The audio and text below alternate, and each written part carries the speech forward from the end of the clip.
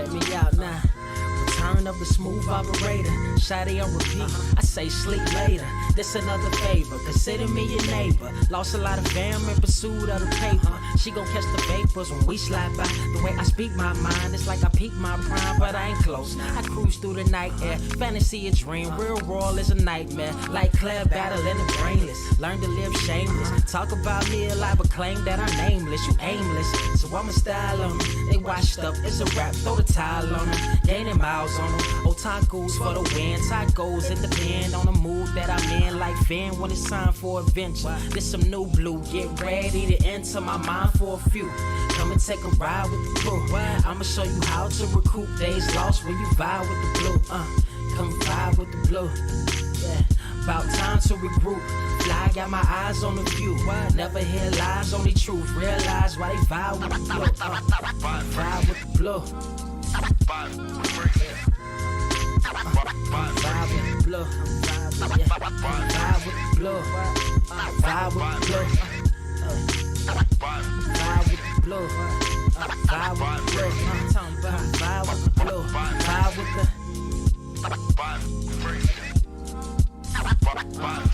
vibe with the sky. Wait, you know the rest. I'm blessed. I see you frontin' like you ain't impressed, but I still get requests. I'm playing Zelda on the GameCube. I quit spamming my music. Don't ever try forcing the links. That's a high rule. The wind waker, Mother Nature on my side too, controlling the elements. Go and check my avatar. I'm arrows ahead. Get the point moving forward. The battle scars accumulated over time are reminders of what I went through as a minor, but made me a grinder.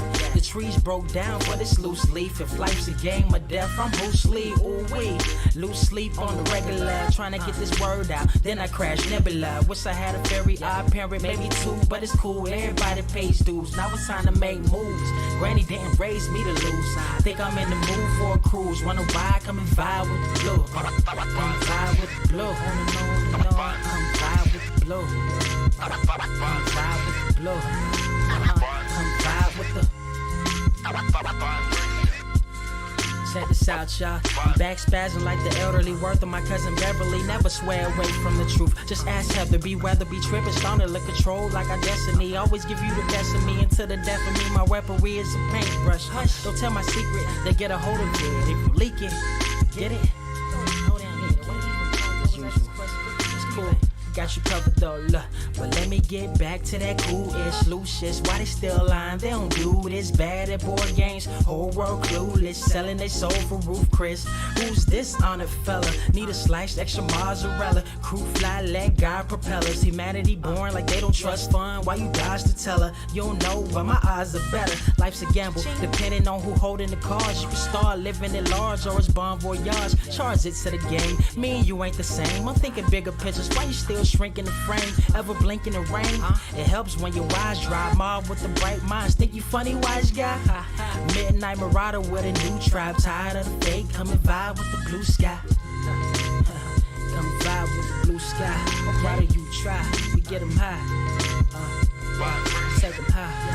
What I do? Come vibe with the blue. Yeah. Come vibe with the blue. That's what up. Vibe with the.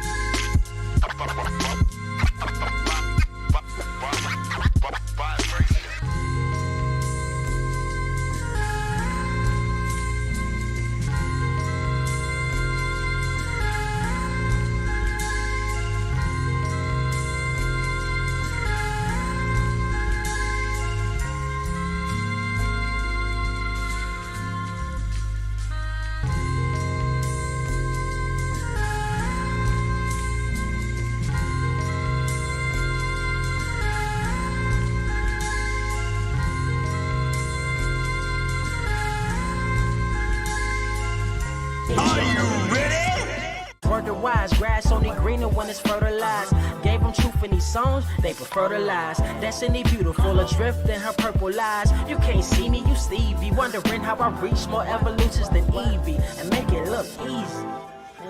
Dream on, yeah. Dream on, dream weaver, Dream weaver.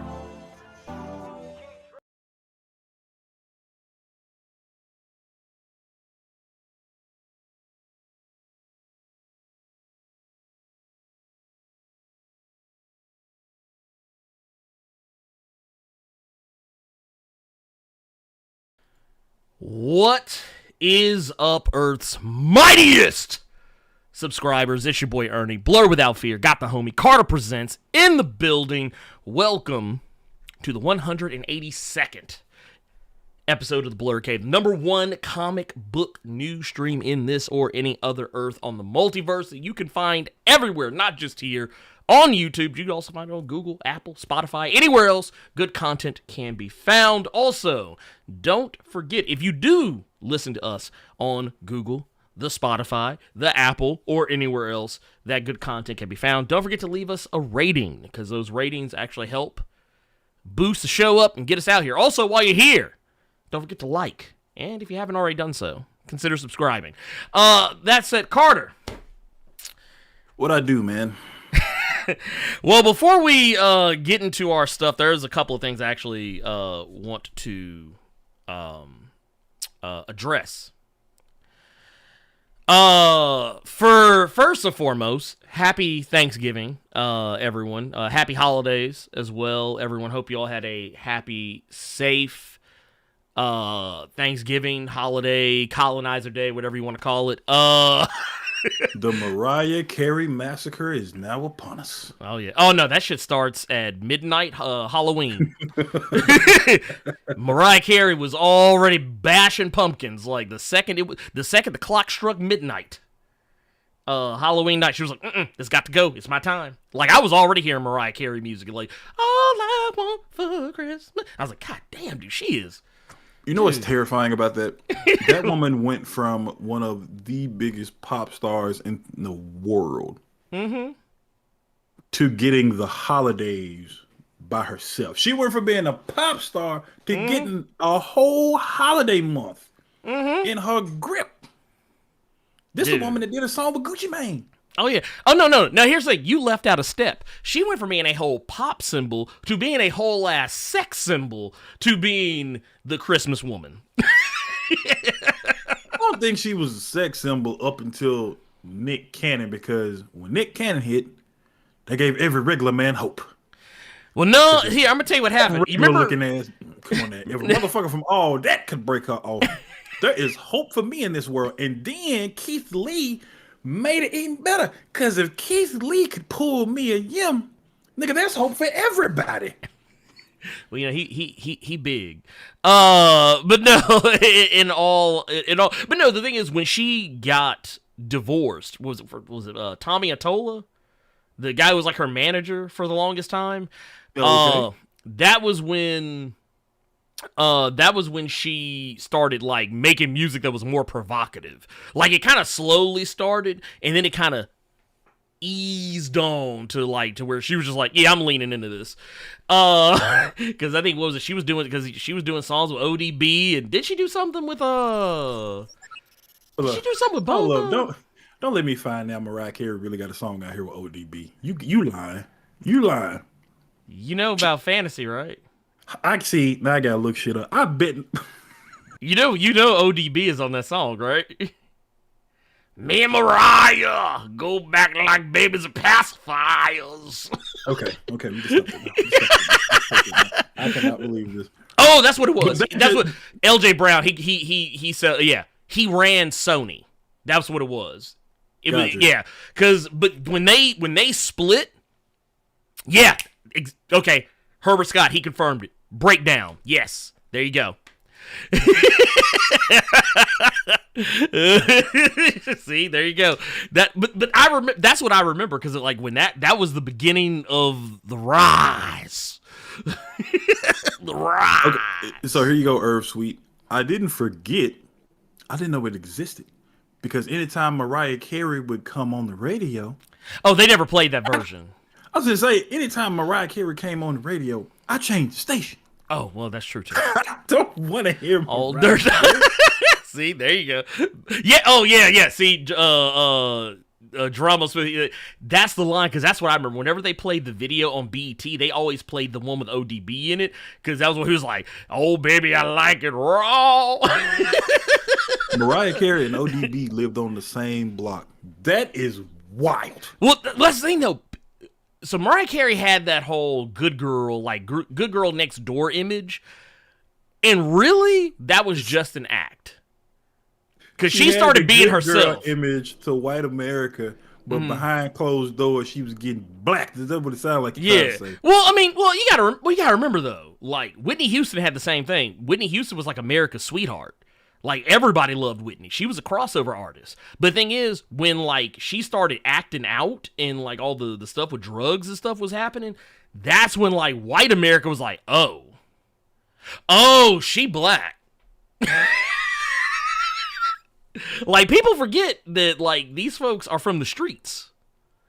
But, all of that kind of derailed where I was going. Real quick, I do want to, because, we are going to get into some Sentry business, but I did kind of want to take a moment to talk about something that, that hit home for me. And, we'll get there. Let me, I want to show this, this super chat real quick, and then we'll get into it. But Levester the Samurai coming through with a 1999 super chat says, "Afternoon, fellas. Shout outs to you, Ernie. I was showing my mom some of your old videos explaining characters like Blue Marvel, and it just reminded me how long you've been doing your thing." Hey, dude, thank you for that. Dude, I'm not gonna lie, I have a hard time going back and watching some of my old videos. I'm not gonna lie.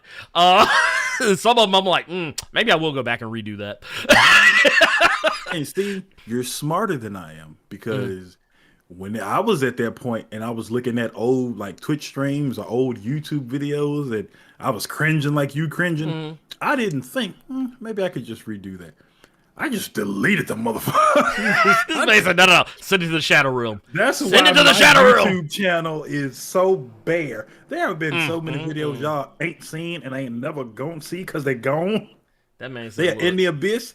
If I do, and he ain't talking about TNA. He ain't talking about Abyss from TNA. He said they are in the Shadow Realm, never to be seen or heard from again. Oh dear Lord! If you all see the video that got me the most clicks back in the day, we ain't. Bruh. I didn't think like Ernie, like Rob Comics Explained, just redo them, update them, redux. Nah, I just delete them. That man said, "No, they got to go." He said they got to go. Before we get into our stuff like proper,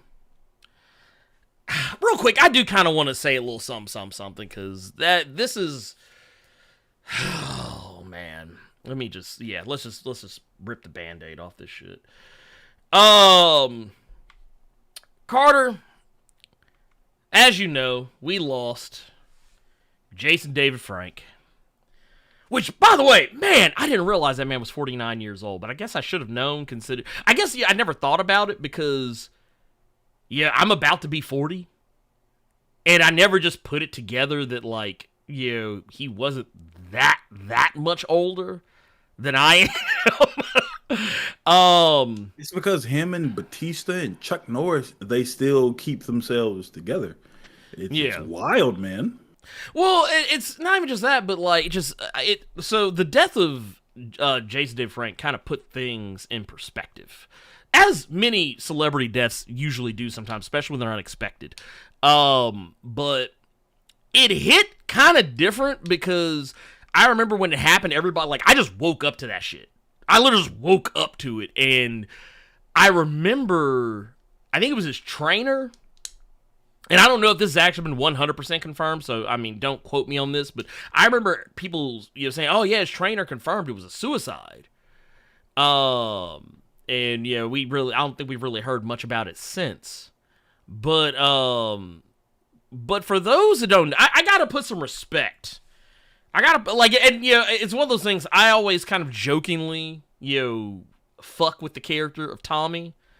Because I'm a Tokusatsu head, I'm an old school Super Sentai head, and y'all know me. I love me some Burai from Kyoryu Sentai Z Ranger.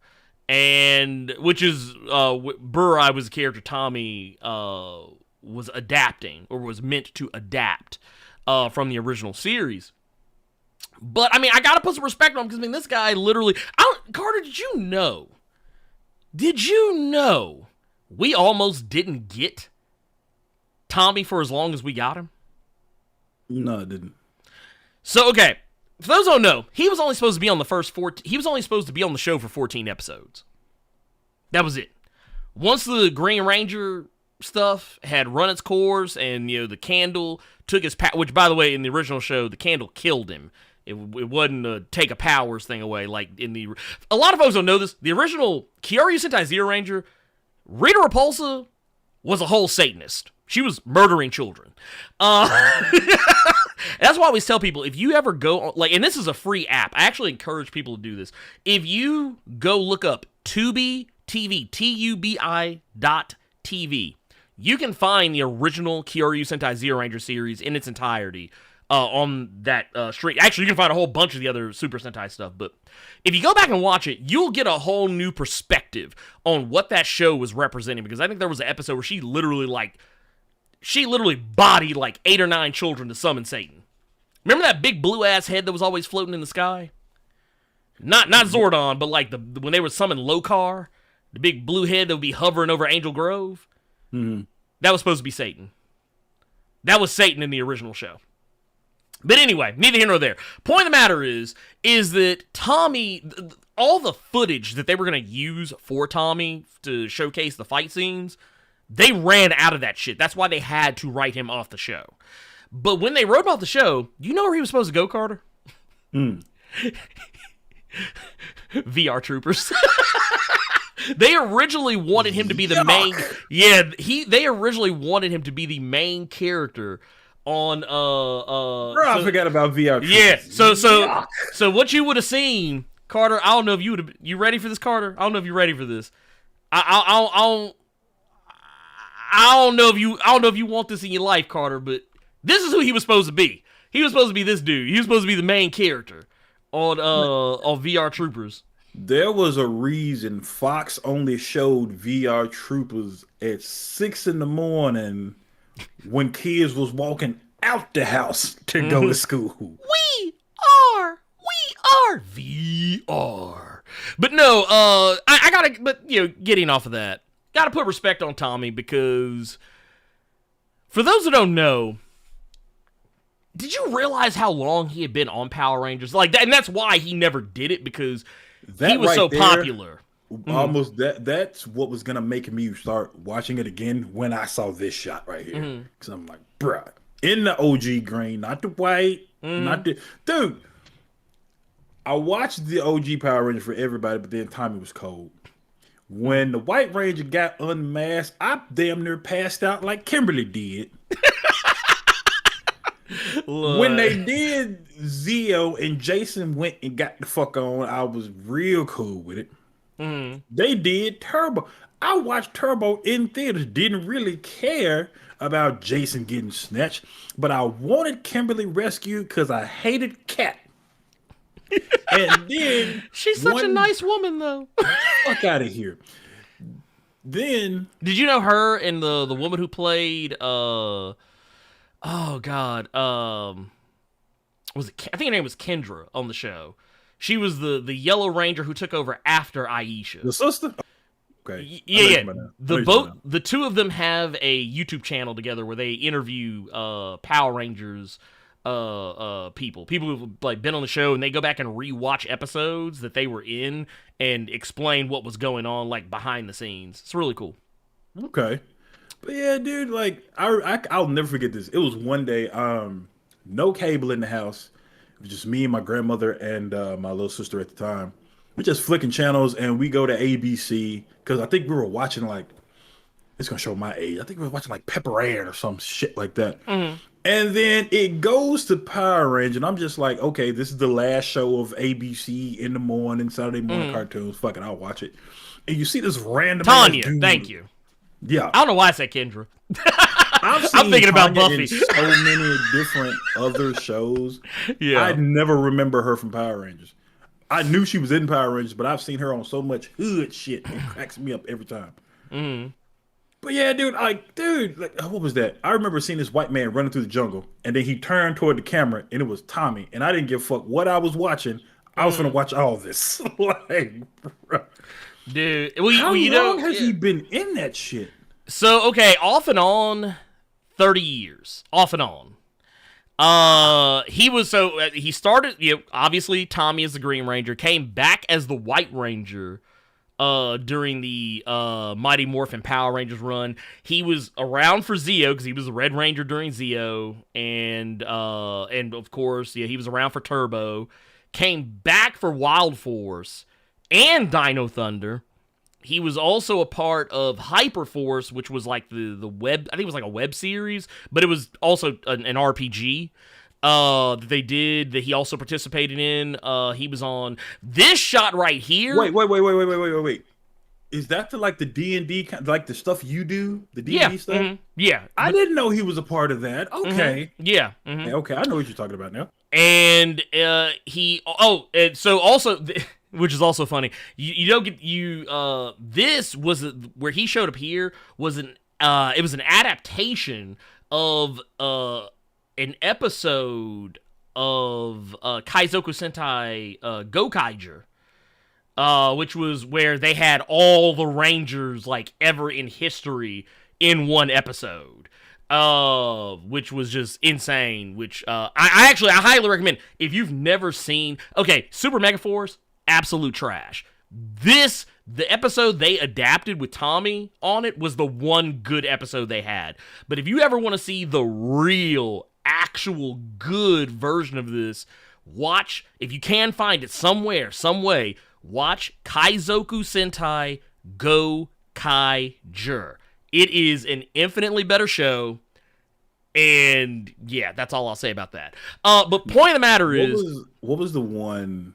Oh God, it was way before this one that you're talking about. This is the one where my grandmother got hyped. This is a 74-year-old black woman that got hyped as well when she saw this. The one with every Red Ranger. Oh, that was Forever Red. I think that was Forever Red. Yeah, that shit was fun.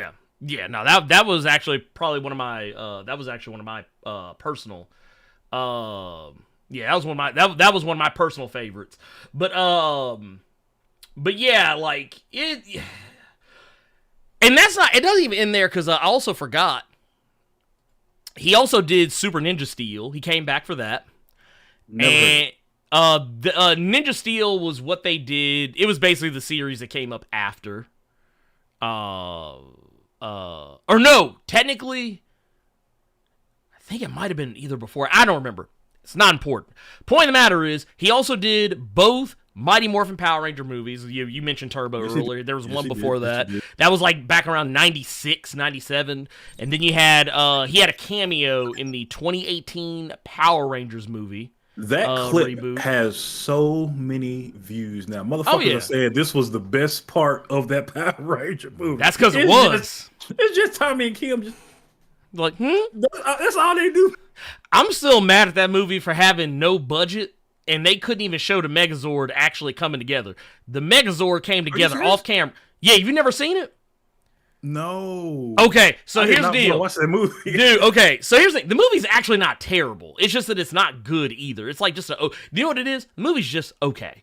But thing is, when the Megazord, when they form, like, so they show the Megazord, like all the Zords separately, the Zords all fall in a pit. And when they come out of the pit, because like Rita thinks that she beat them, when they fall in the pit, they come out of the pit as the Megazord. That's an ugly looking Megazord. That Megazord is some. Woo! It's some hot trash. All I know about that movie is people make jokes about it and Krispy Kreme for some reason. That's all I know about. That's because Krispy Kreme is used as a joke, like off and on, throughout the movie. But yeah, I actually want to see if I can. I want to see if I can actually find it. Like, because I don't think you're gonna believe. Did you ever see what the Megazord looked like? Did you ever see pictures of the Megazord? No. Oh man, I'm so sorry. See, now I gotta pull this up so I know to edit this part out on the podcast.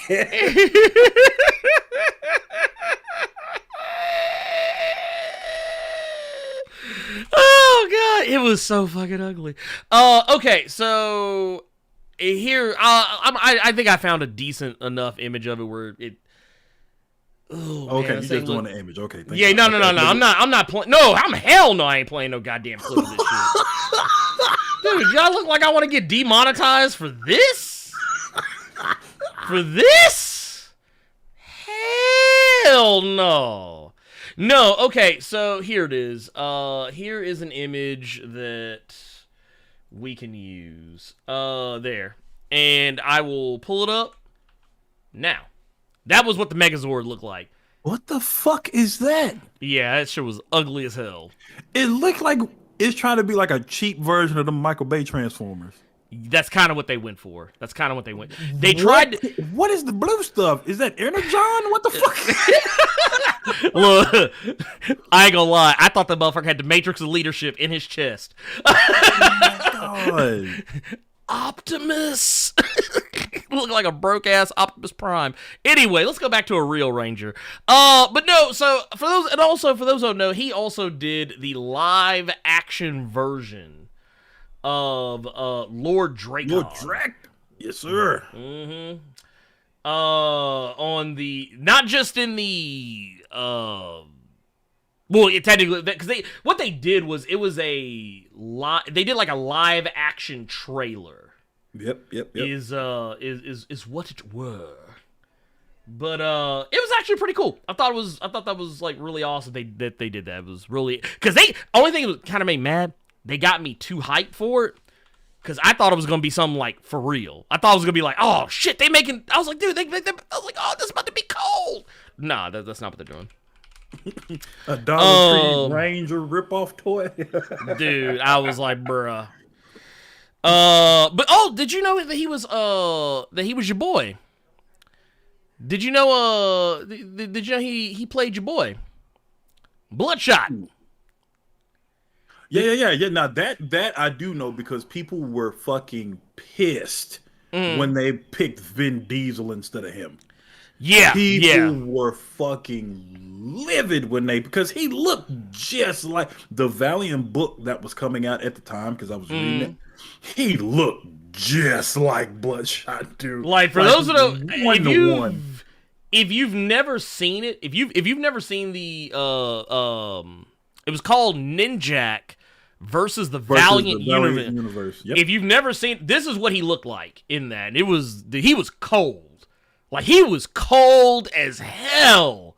But yeah, I don't know. It just kind of. Also, did you know? I know a lot of people probably don't pay attention to this sort of stuff, but yeah, he also had an MMA. Dude actually had an MMA career where he was actually pretty damn successful. I mean, he wasn't doing fights they like called left and him right. the Ranger when he came out. He was at one point. He was trying to get Dana White to sanction a fight between him and CM Punk because CM Punk had been talking crazy to him. Oh yeah, no, I remember that. It never happened. About to lay hands. Yeah. Oh yeah. Well, here's the funny thing though. So he had both an amateur and a professional MMA career.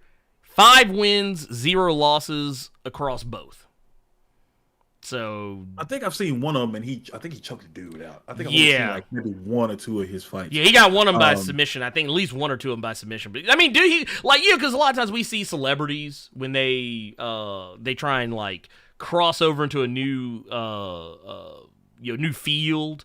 He was one of the few that I think did it and actually like didn't embarrass himself in doing so. As you mentioned, CM Punk, who crossed over from wrestling to MMA and whole ass embarrassed himself. And I think a lot of us like to forget that Michael Jordan used to play baseball. Boy in the cut said CM Punk would have got baptized. He would have. Did you ever watch his Web in the Sun? He was a Ranger. Bat in the Sun. Bat in the Sun. Yeah, he was. Because I saw the one video when he sprung on Scorpion. That was fire. Oh yeah, no, I like that. That was actually pretty legit. But I mean, I just kind of want to put some respect on his name because he was a guy who was, I would say, a huge part of my formative years, just because I remember being a kid watching Power Rangers, being super into it, getting made fun of at school because I liked Power Rangers. And then when the Green Ranger came out, all those folks that used to make fun of me for liking Power Rangers told on themselves because they were all talking about the Green Ranger too because he was that cold.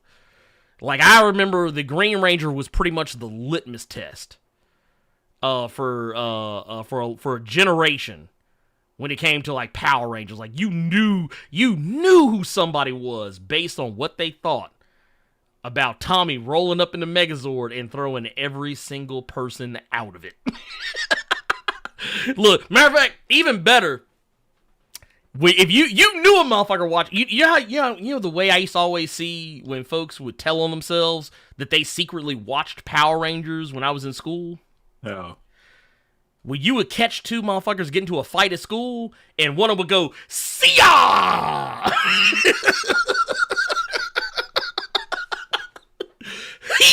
See ya! Like, when they would do that shit, be like, "Motherfucker, you watch Power Rangers. Get the fuck out of my face." So growing up, this was the two wars that would go on in my school. Mm-hmm. It'd be different Power Rangers going up against each other, against people you didn't like. Mm-hmm. And then it was NWO Wolfpack going against regular NWO or WCW people. Those were wars when I was growing up. Let a motherfucker say you wasn't the Green Ranger when you called it. You swear you called it for anybody else, and they try to make you like they try to make you Trini or Jason or something. Oh yeah, or Billy or somebody. You're getting dragged.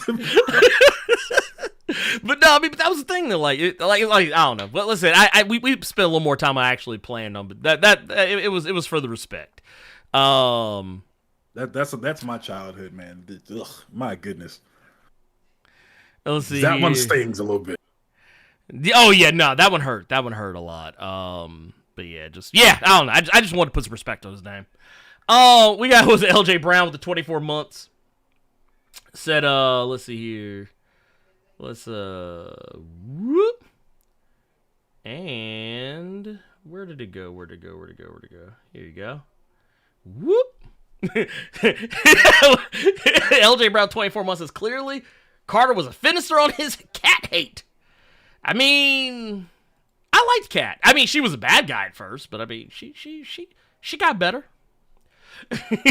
To go from Kimberly to Cat, and they tried their best to make you really want that shit to happen. Fuck you out of here. I didn't even think Kimberly was that great, if I'm being brutally honest. She used to get on my nerves. Kimberly used to get on my last nerves. You putting Cat over Kimberly? I didn't say Cat was better than Kimberly. I'm just saying that she got on my nerves. Of any of the OG Rangers, Kimberly was like always my least favorite. And not because she was a Pink Ranger.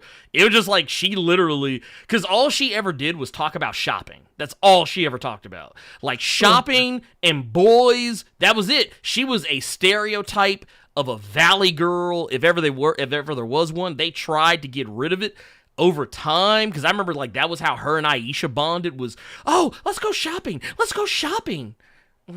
Now I know people that are going to be listening to this on Spotify won't catch it, but I'm going to ask everybody that's watching, did y'all catch his face? I used to think Kimberly was annoying. Oh, so you liked her more than Kat? Whoa, wait a minute now. We didn't say all this. I mean, wait a minute. I didn't say all that. I mean, let's be real. The Pink Ranger is used. I'll tell you what. Here's the thing. When it comes to Power Rangers, the Pink Ranger always feels like, and I'm talking about Power Rangers. I'm talking about Super Sentai. The Power Ranger, the Pink Rangers are typically always kind of the afterthought. Like, there's only one Pink Ranger, in my opinion, who actually was worth a damn, and that was Jen Scott's on Time Force. Time Force Pink, because she was bout that life. But yeah, there you go. Anyways, moving on. Go Contrary's Baby's father with a $5 super chat says, I'm sorry, but did any White Ranger ever yell out white power? You know, okay, so here's the thing. They actually had to catch themselves on that, because They did it. I think it's at various points. I think they're like early I on. think they may have at one point. Yeah, because they would be like, because there was the black Power Ranger, then they had the white Power. Because they would, but what they started doing is they started finding ways to get around it. Where it'd be like they would say black, and then whatever the Ranger's avatar was, like so. Like what was it for Zach? It'd be like Black Mastodon Power, or like Green Dragons, or like Green Dragons or power, White Tiger Power. You know, like they would get around it that way. But I think early on, I think you can catch some of it. But yeah, anyway. Was Time Force the one with the wolf that was a Power Ranger? No, you're thinking about SPD. Okay, I only know him because of the comic, because that was the dude that. Yeah. My friends went hype over when they saw him in the comic because he whooped Lord Draken in one issue. Mm-hmm. Yeah. Doggy Kruger. That's not his name. It is. That. Okay. I tell you what. Here. So Doggy Kruger. The dog in question. Yeah, his name was Anubis Doggy Kruger. Okay, I'll take a Dubis. It's on the nose, literally, but okay. Doggy Kruger and whoop Lord, bruh. So here's the funny thing about that. The funny thing about it is the in the original Deca Ranger, his name was Anubian Chief Doggy Kruger. So there you go. But anyway, he also had a completely different mask. He had a completely different mask in Deca Ranger versus SPD, but that's because there was a difference in time. There was this more significant time jump between when Deca Ranger came out versus SPD. And then we also got one. Oh, wait. That one's jumped away from me. Says Kenny Butler with the 6 months. Says, if I'm not mistaken, all the Power Rangers are on Netflix. You are correct. You are correct. Power Rangers or the ones you watch? No, Power Rangers. Power Rangers. You would have to go to either Tubi TV to watch the ones that I watch, or I don't know if this is, I don't remember, see, and it's been a while.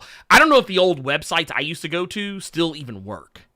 But honestly, the only way to watch a lot of the Super Sentai Kamen Rider stuff, you have to do it illegally.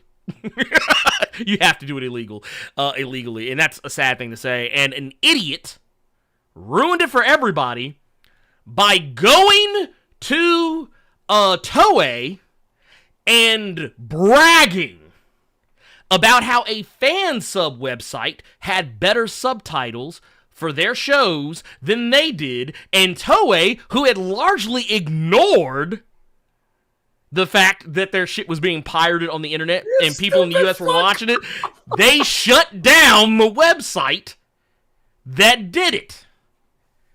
And it was true. It was true. They did have better subtitles. But that's not the point. Shut your little ugly ass up and let us watch this shit in peace. I was so mad because I was in the middle of Kamen Rider Saber at the time. Ooh, I was so mad. Ooh, I bet that dude, I ain't gonna lie, I don't like to make light of stuff like this. This dude probably has gone off the grid because he is not a well-loved person. But yeah, dude was like, yeah, TV Nihon has way better subtitles than y'all do. How y'all letting fan sub website have better? I was like, dude, fan subs usually are better than the actual subtitles because they put more effort into it. Toei said, oh, word? Mm-hmm. Cut that shit off. Cut it off! Oh, God. We just spent 40 minutes on it. But yeah. I feel for you. I'm not gonna lie. That would Oh no, I'm still mad to this day. To this day. Yeah, because the thing is, the website that did it, they actually had everything. They had everything. Every Super Sentai, every Kamen Rider, like going back 50 some odd years. And now it's all gone. It is all gone. They had to take everything down. Thank God I downloaded it all before they got rid of it. Anyway. Oh man, I'm crying. Anyway. Oh man, I feel for you, dog. Dude, I'm still mad. To this day, I'm still angry. I'm still angry about that shit. But that said, holy shit. Let's talk about what we came here to talk about. Yes. Oh my god, I didn't mean to be on that for as long as it was. No, it was not me. It was not me. I didn't say it. Here's the thing. I keep my mouth shut. I don't say shit. I never talked about where or how I watched Super Sentai and Kamen Rider. Never did. If you DM'd me, I would tell you, but I would never be like, "Ooh, this is where you go." No, because I don't want motherfuckers to shut it down. And Nicholas Gray said all the seasons of Power Rangers up to Jungle Fury are on the official YouTube page. If you want to watch some of the most recent, you can watch it on Netflix though. Which I think the last thing they did was they adapted Ryu Soldier, which is the last dinosaur one that they did. So there you go. Oh yeah, Daily Motion. That's another place you can go check out. You might be able to find a lot of it on there too. You just got to watch for order. But let's talk about the thing we came here to talk about. Let's talk about Carter, your favorite Golden superhero. Guardian of Good. Yeah, that motherfucker. Anyway, With the power of a million exploding suns, which don't really make a lot of sense when you say it out loud. But no, it don't. Especially when that motherfucker got ripped in half by Null. But that's a whole other story altogether. now my mind was trying to go back and remember King in Black because. Yeah. We talk about that motherfucker Eddie Brock falling so much, I forgot other stuff that happened in that book. I think that was one of the first things that actually happened. That was in the first. We got him off the board real quick. Oh yeah, no, he caught it in the first issue. He caught it in the first issue. But no, I jest. I don't hate Sentry as much as I let on. I actually really don't dislike many superheroes. He's just a character I don't understand why other people love him as much as they do. Because to me, he's just Aryan Superman. He's white power Superman to me. Is who he is always been. Where are you getting Aryan from? He is because he's blonde haired, blue eyed. I thought you had read some shit that I never read. No, I always call him. Okay, so for those who don't know, you know what the Superman is supposed to be? He's supposed to be the Ubermensch, the Superman. That's what Ubermensch means, is the Superman. But he's basically meant to be the epitome of what white people aspire to be, I guess. So that's why I always joke about characters like him. But Sentry as a character is, I guess, at least vaguely interesting, if for no other reason than the fact that he is a flawed character, in the sense that he's his own bad guy. Yeah, I like the fact that he's his own Lex Luthor in a sense. Yeah. If you want to keep the Superman archetype, I think the problem you're running into, and I think it's the problem that a lot of people run into when they talk about Sentry, it depends on the writer you were dealing with when you read this Sentry story. If you don't like the Sentry, or you don't really care about the Sentry either one way or the other, and all you knew was Bendis, I completely understand. If all you knew about the Sentry was Jay Lee stuff, I completely understand.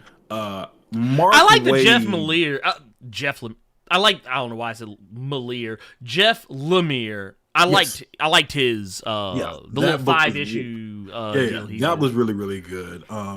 It was kind of like some Miracle Man vibes almost. It seemed like almost that was him doing a Miracle Man story, but he couldn't because they were still in legal stuff. Yeah. Just because of the sidekick that went rogue and everything like that. It reads like a Miracle Man story.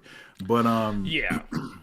I think it was Donnie Cates that was doing some stuff with him as well when he finally absorbed the void part of himself when he had the red suit.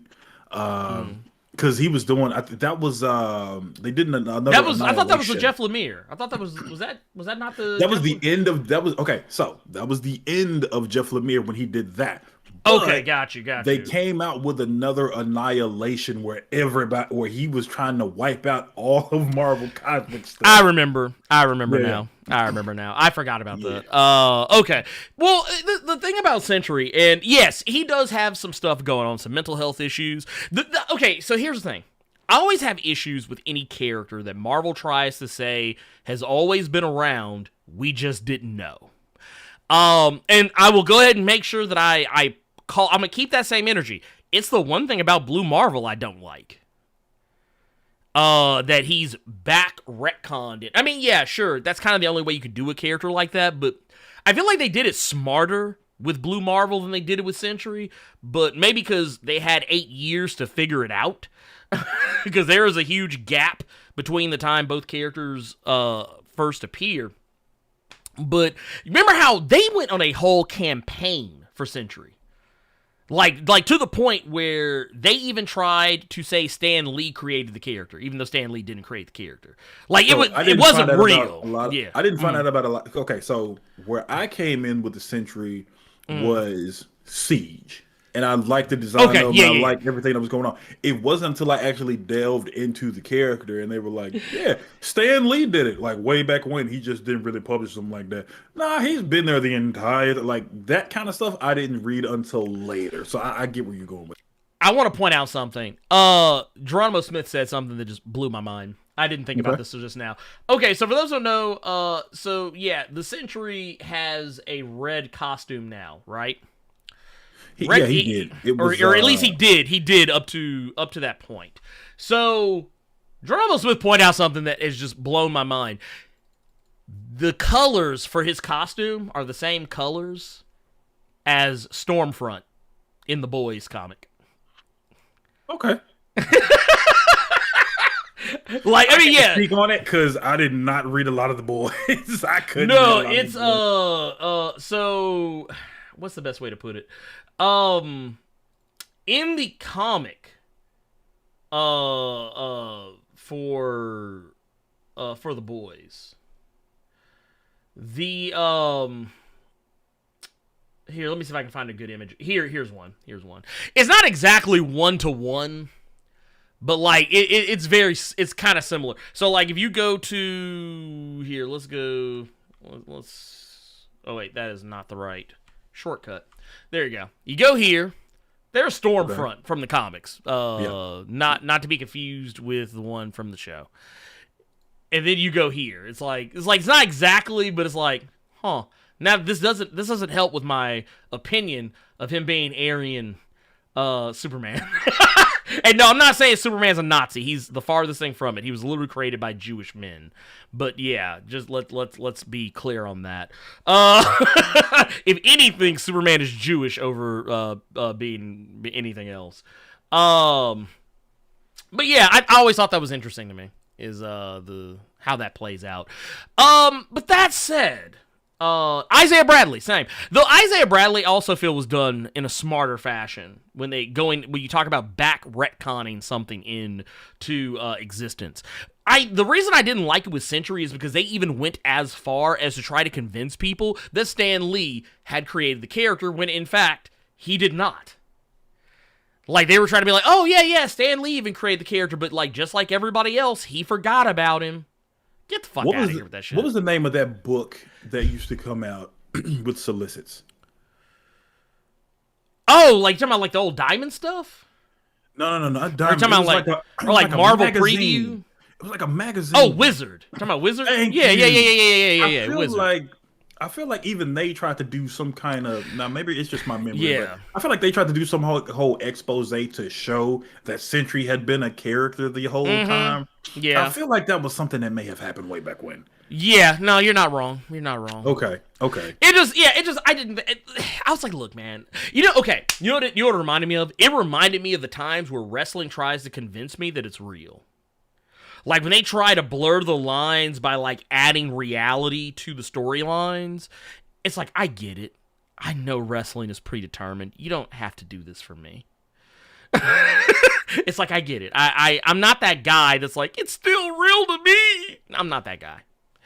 But anyway, the reason why we're talking about this, though, is because recently, a reliable scooper, pooper scooper. Anyway, a reliable scooper, an MCU scooper, typically, Daniel Richtman, had made some claims that Marvel Studios was planning to use an, quotey fingers, evil Superman character as the main antagonist for their Thunderbolts movie. Now, don't get me wrong, that could honestly mean anything. Because if you really want to get down to it, I could just as easily see this being Hyperion. And the reason I can agree with that is because if you look at the comics, that's the one person you've seen a lot of in the comics, and the one person you have seen with them is someone Marvel fans know. Coulson. Yeah. Coulson was, for the matter of fact, here I'll even pull this up. A lot of some people, I don't know, because I sometimes people have blind spots, so I'll bring this up. But right here is this is an image right here where you can see the Squadron Supreme of America sitting right next to Agent Coulson. If you really want to keep it a buck, but no, Hyperion is also in quotey fingers evil. I won't say evil. I always like to think of characters like Sentry, especially Hyperion, as more sardonic takes on Superman as opposed to them just being evil, because Hyperion is technically not evil. He's technically a good guy. He's just real hardcore about being a superhero. Well, see, so in that context, it just really depends on the variation, because I remember Hickman did a lot of heavy lifting when it came to his version of Hyperion in Avengers, showing that there have been several different Hyperions. Right. Either been douchebags, and the one in his book actually being the good guy. And every Hyperion has a completely different personality. Exactly. And the one that a lot of people might know is more of not even Aryan Superman, like you said with the Sentry. I think this one is more of a blatant Power Man. Not Power Man, Ultraman. Ultraman. Yeah. Okay. Ultraman. Yeah. Ultraman. If those don't know, Ultraman, that's like, I forget because I feel like this always changed. That's Earth 3 Superman, isn't it? Yeah. Crime Syndicate universe. Yep. Yeah. So, yeah, for those who don't know, that's evil Superman. That's more evil Superman than anything else. But what I like about the idea of this is because it kind of reminds me of the David Ayer version of the Suicide Squad, because you have, if this is actually true, because once again, and I want to point this out, Marvel Studios has yet to respond publicly to this rumor, confirming or denying anything. I almost wish that James Gunn wasn't at DCU now and could actually be there to debunk this, because, you know, James Gunn, one of the things I always loved about having him in the MCU making movies and projects is that he was always really quick to shut down bullshit rumors.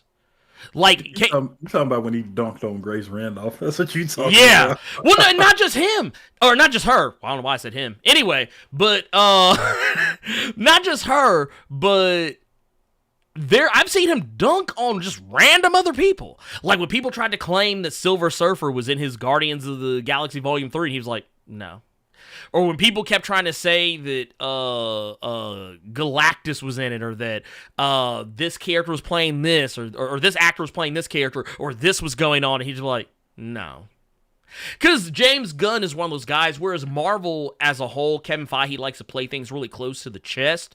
I feel like James Gunn was always that guy who always wanted to taper expectations, because he understands how rumors, once they get down to the wild, because, you know, we say the a lie makes its way around the world twice before the truth gets out of bed, puts his shoes on in the morning.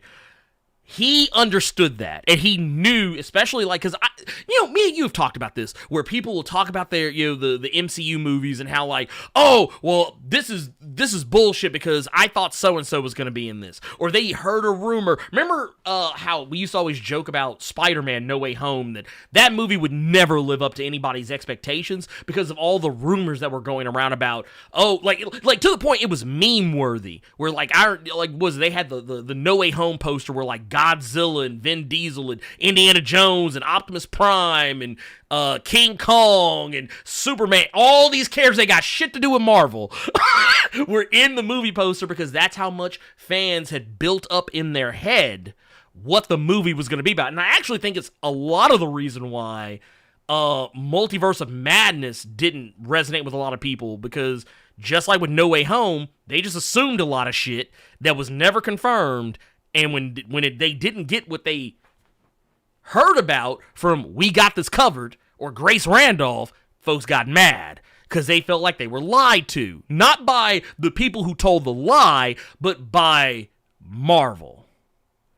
And that's why I feel like, that's why I wish James Gunn was still able to come out and be like, this ain't true. But it's not his movie. He can't even do Marvel shit anymore. We'll talk about his last, not his last, but one of his last Marvel projects here just in a little bit. But yeah, so here's the thing. If this is true, I'm going to go ahead and tell you right now, Sentry is very likely not the villain. I don't think he's actually going to be. I think what is more likely to happen is that, yeah, sure, he'll probably be the bad guy by virtue of the fact, if he is in fact in the movie, is going to be more because of the Void than it is because of him.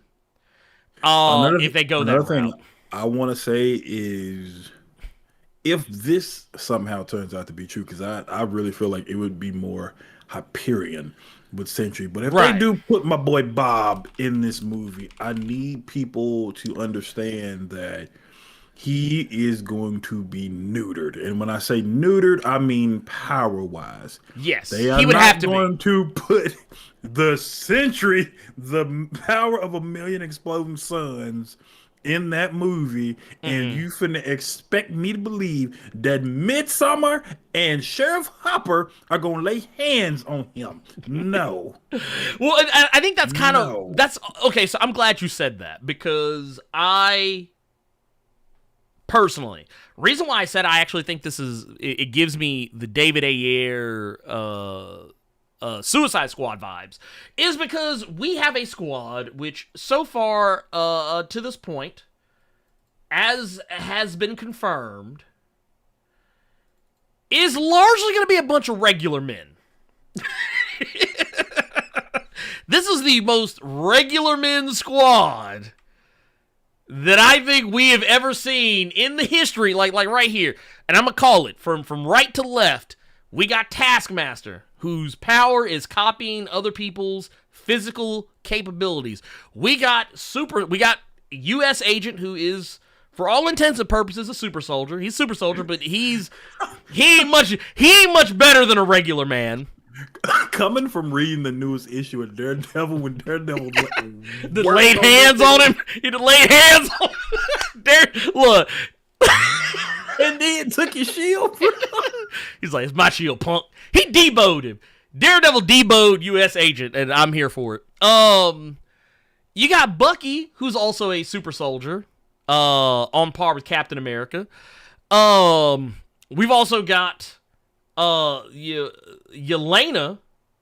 as the Black Widow, who is also it's really weird, because in the MCU, they don't really do the Black Widow program the way it's done in the comics. In the comics, Black Widow is not a normal person. She's also a super soldier, just a different version.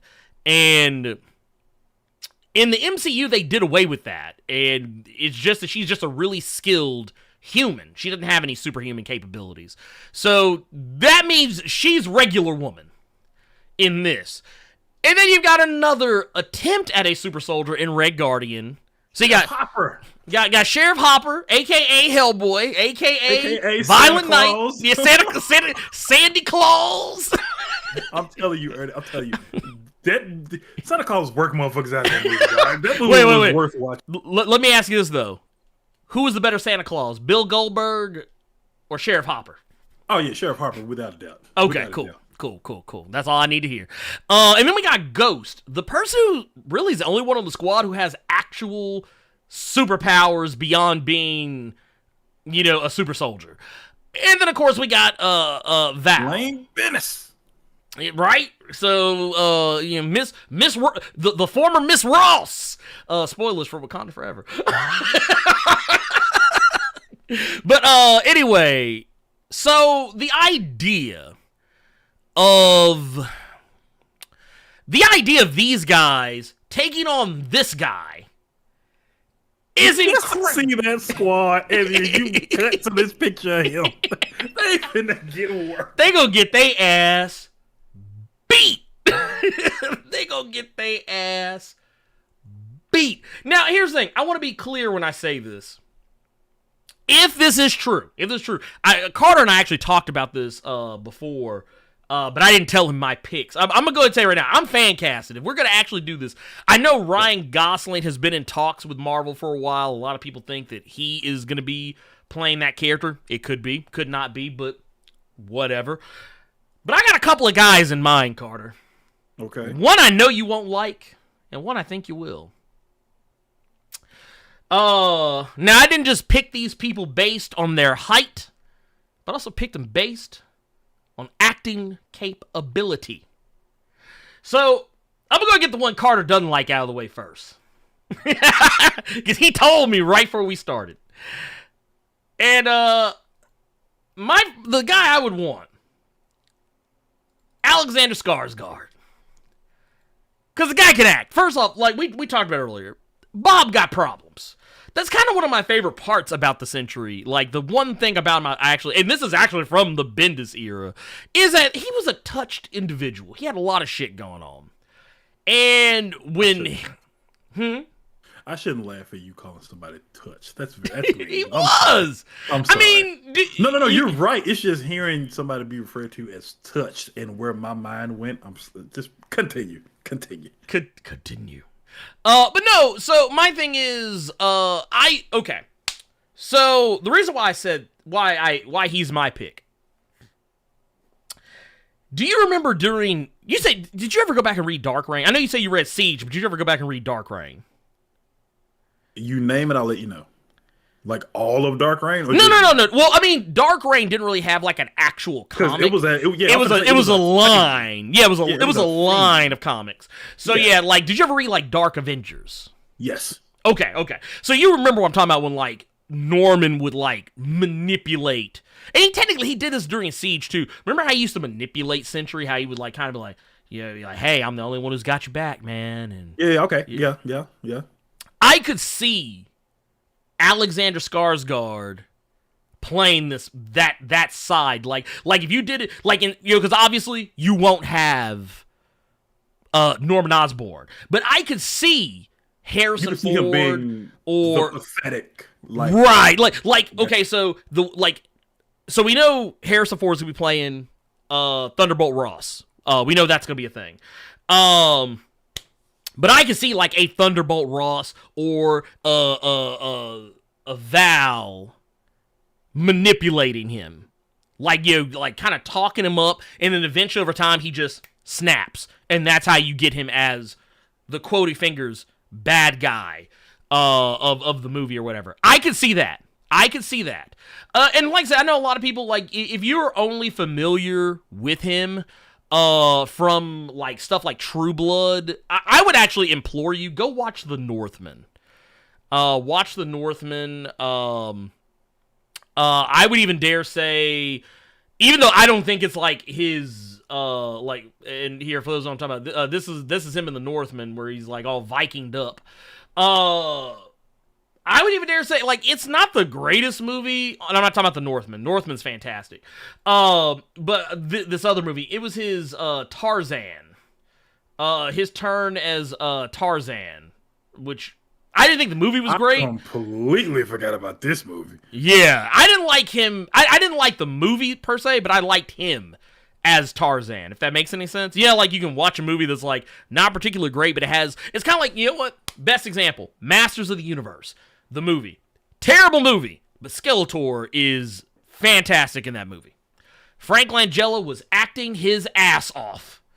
But I do also recommend, if you've never seen True Blood, I don't think it's the greatest show on earth, but I would highly recommend it as something to watch. But the other one that I'm going to throw out here, Carter, you might be more on board with this one, because speaking of Vikings, Travis Flimmel. Never seen it.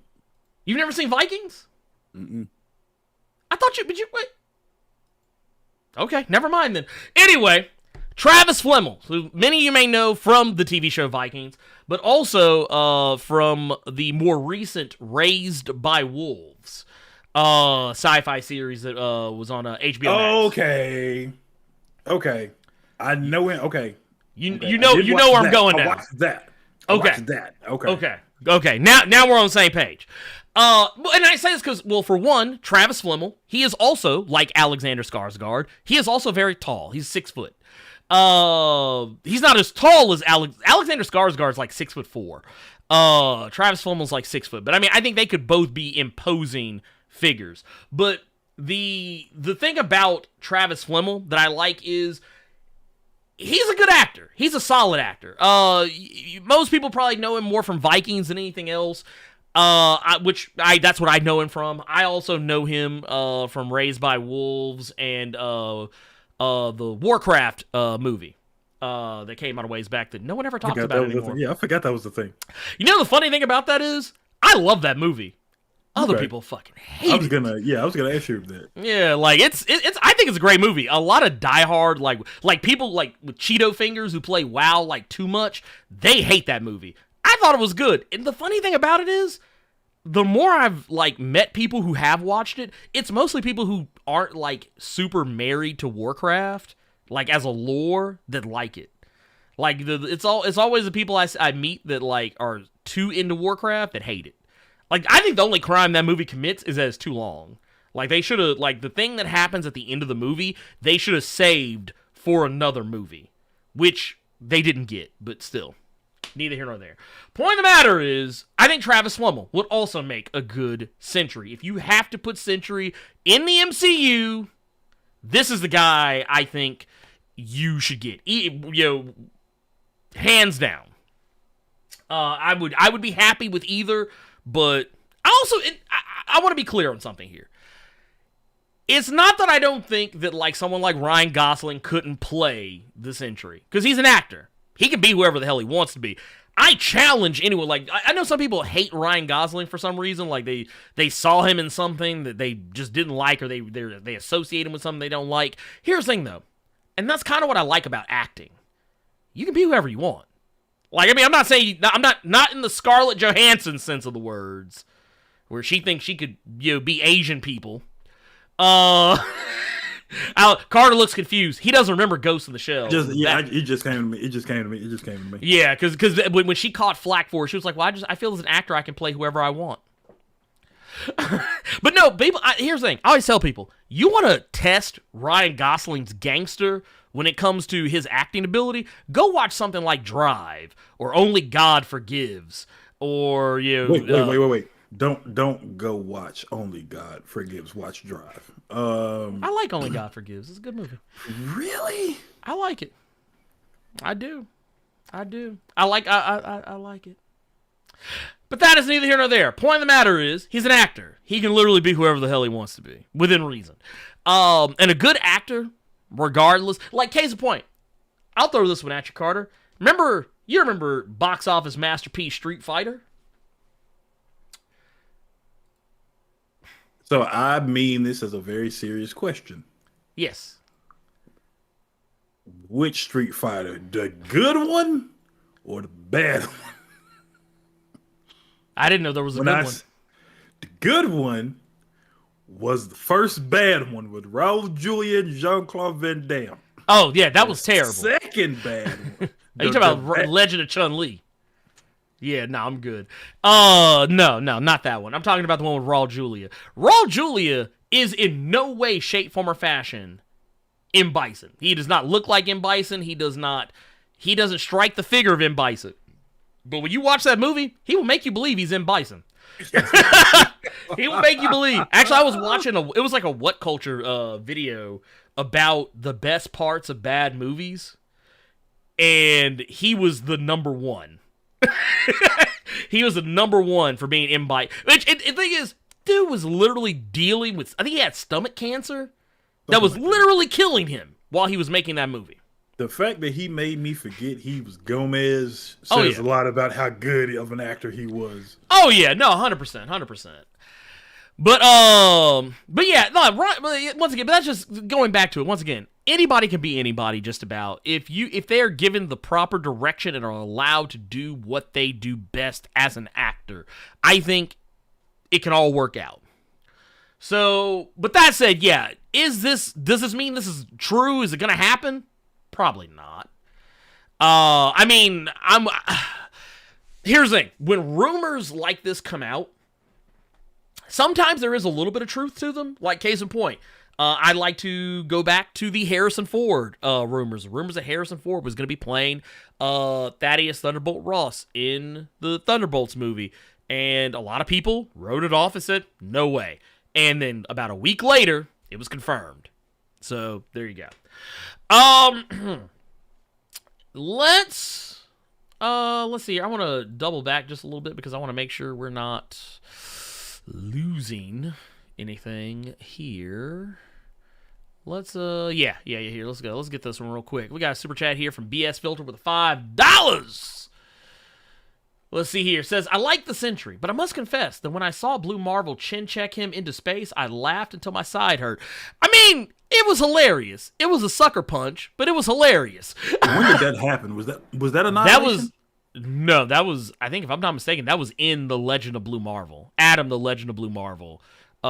Which, when the Sentry pulled up on him, and basically he caught Sentry off guard, which, to be fair, I don't believe in fair fights, so to call it a sucker punch, I'm not saying that it's a bad thing, because if I was fighting somebody, superpowers or not, I would do the same thing. I would sucker punch the fuck out of somebody, because if you ain't cheating, you ain't trying. In the words of the late, great Eddie Guerrero. What? I lie? I cheat? I steal? Look, you knew what this was, Carter. No. I'm reading someone's Jerome in the chat is saying Charlie Hunnam. Here's the thing with that. Okay. And this is the same reason I was saying that I didn't think Alexander Skarsgård would be that good of a pick for Sentry, because I feel like with Charlie Hunnam and Alexander Skarsgård, they'd only be able to show one side of him, and it's that side you were referring to. I liked Ryan Gosling's name just because I have seen him, and this is the argument I was making to you before the show started. I've seen him not be serious in things. I can go to Ryan Gosling from Drive, and then I could go to him from The Nice Guys, stuff like that. That's why I asked you, did Alexander Skarsgård ever do like a comedy or romance or anything? Because I've never seen him in anything like that. And you said to watch some of the earlier seasons of True Blood. Charlie Hunnam, I've only seen like Sons of Anarchy and the King Arthur movie that Guy Ritchie did. It was just kind of a smart ass, serious role. And with the Sentry, you have to be one way behind closed doors if you read the book, and then another way you have to really look like this super duper hero. And I think Ryan Gosling could do that. That was the only reason, because I've never seen Charlie Hunnam in anything to where he could get your mind off of Sons of Anarchy. I haven't seen anything with Alexander Skarsgård. Like I told you before the show started, I know True Blood and when Zazie Beetz spit on him in Atlanta. That's all I know about that man. My mind's gonna cut off anything else, bro. Well,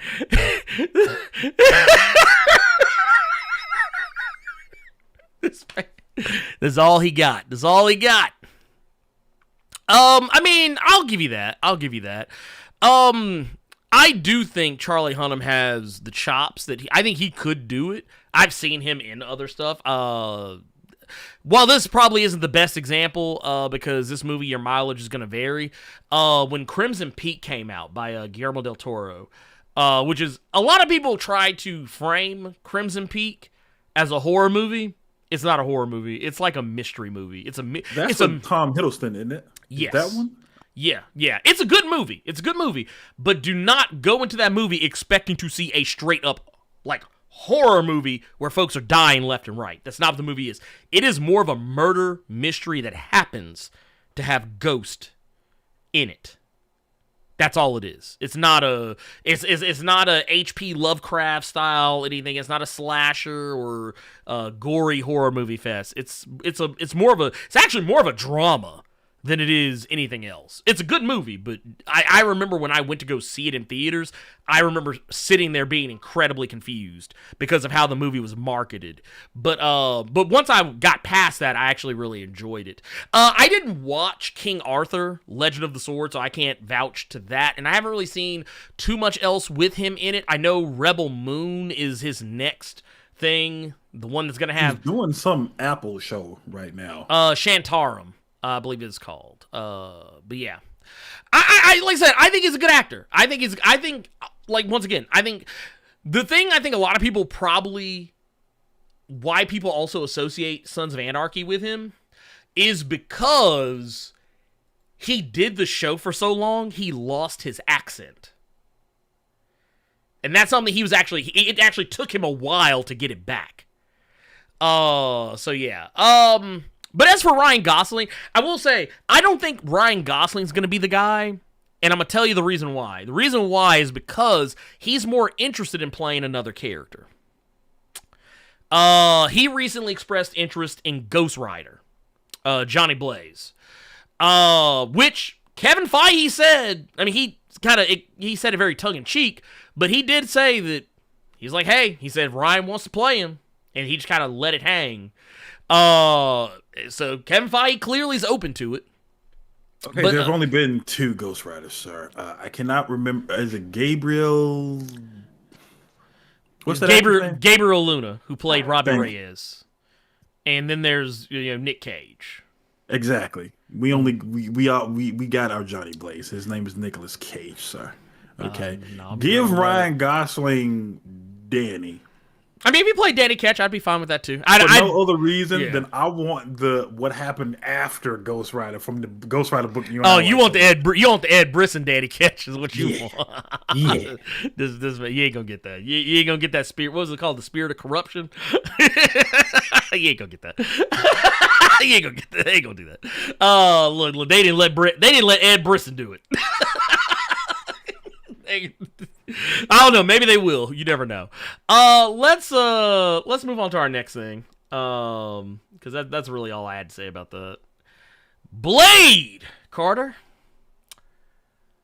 They finally did it, Carter. They finally found somebody to replace the previous director, Bassam Tariq, who had left. Those that don't know, Bassam Tariq had stepped out of the Blade MCU reboot, and a lot of people had reasons for it. A lot of people said, "Oh, it was creative differences," or the Marvel didn't like the script. Actually, what it was scheduling conflicts because the movie kept getting pushed around. So Bassam Tariq had to leave the project. There were no, at least, and this is why we say, take a lot of the shit you hear with a grain of salt sometimes, because once again, a lie makes its way around the world twice before the truth even gets out of bed and puts shoes on in the morning. That lie had been running rampant for like a month before the real truth came out. It was scheduling conflicts. But that said, and I'm probably gonna fuck this brother's name up. Jan Demange, or it may be Jan Demange, or I'm gonna say Jan Demange because that just sounds cooler. Jan Demange is the guy. Oh Lord, your camera, Carter. You look like you were trying to go into the Spider-Verse for a second there. I thought you got bit by Spider 42. Carter, I thought you got bit. I got bit. It happened earlier. I don't know why it keeps doing that. You probably need a new cable. Camera and a plate. Yeah, that too. But basically, he's gonna be taking over director duties from Bassam Tariq, who dropped out back in September. And for those who don't know, Dimanche is known for his films 71, which came out in 2014, which he got Best Director at the British Independent Film Awards. He also was the director behind the movie White Boy Rick in 2018. So those are really the only movies I'm familiar with that he's connected to. But a lot of other people might remember his name from the credits of the first episode of Lovecraft Country, where he directed the first episode of Lovecraft Country, and he was also the executive producer for the show as a whole. Now, if you'll allow me to. Go ahead. Okay. It's actually funny because you brought up my camera glitching. You brought up Spider-Verse. we have to have the same conversation we had last week when it pertained to Silk getting a series, but the Spider-Verse people were doing it. Okay. What I need you all to understand, and I think Carter, I almost called you Carter. The Council of Carter is getting bigger. I'm making Ernie a fucking Carter. I'm a Carter. Y'all didn't know this, but I was going to save it for the splash page, but I am actually a variant of Carter. So, with you saying that this gentleman was behind the first episode of Lovecraft Country and was executive producing every other episode of Lovecraft Country, a lot of people are going to get a certain idea in their heads. Let me stop that shit right now. Just because he did Lovecraft Country does not mean that's the kind of stuff you're going to look forward to in this Blade movie. No. Don't get your hopes up for that. That's just showing you that this man knows what he is doing. Yes. That is all that is telling you. Ernie literally just said at the beginning of this show how people will make up a certain idea in their head and then get disappointed when it ain't what y'all wanted because y'all hyped yourselves up. Don't do that here. Yeah. Please don't do that here. Okay, Ernie. Yeah. The only thing else I really have to say about this is, and this is really the only thing we know about the movie. I think a lot of the other stuff we heard was just hearsay before, but the film is said to have a darker tone than your typical MCU film, which a lot of people think actually has to do with him being on the movie. It's actually not the case. This was actually the case when Bassam Tariq was on board. So, once again, this is just what they want. This is just what Kevin Feige and Marvel Studios wants. So let's just leave it at that. But yeah, once again, the movie has a director. It can move forward now, hopefully, with no more delays. Because I'm pretty sure if it gets delayed again, Mahershala Ali will probably back out. So hopefully that is not the case. Let me see. I think I saw something pop up here. I want to go back just a little bit just to double check. Yep, something did. Here, we got us here we got to say, we got to say $2 Canadian from Superior Gold. Says, rest in peace, Green Ranger. Hey, go. Of course. Dude, hey, if I didn't think it would get me, I would play the Go Green Ranger Go thing, but we ain't going to do that because it would get whole stream shut down. Man, we also... And Johnny M. Yep, the GOAT. The GOAT has come in, hitting us for max damage in Final Fantasy with a 99.99. Says, my best to you all and hope you all had a great holiday. Side note, should we send Carter a new camera? It is the holiday season and Cyber Monday is this week. No. So one thing I do want to say, would it be wrong of me to start referring, because I almost did it just then. Would it be wrong of me to refer to Jonathan Moda as Johnny Ohm for all three of you all that remember Marvel Nemesis Rise of the Imperfects? I just want to call somebody Johnny Ohm one time, bro. This man brought up Johnny Ohm. I'm sorry that I played the fuck out of that game, and I bought the book that it was based on. Bruh. This man. How many people my actually God. remember Marvel Nemesis? Oh, Rise my God. of the Imperfects. That was PlayStation 2, wasn't it? I had it on GameCube. Oh, man. God, that... I think that is the only Oh. time we have ever had Ben Grimm in fighting game. Dude, oh yeah, you know what? I just and you know what? I forgot it. I actually just saw this. Are you familiar with Irene Cara? No, but I saw that name just pop up in the chat. Flashdance. I take it you have never seen Flashdance.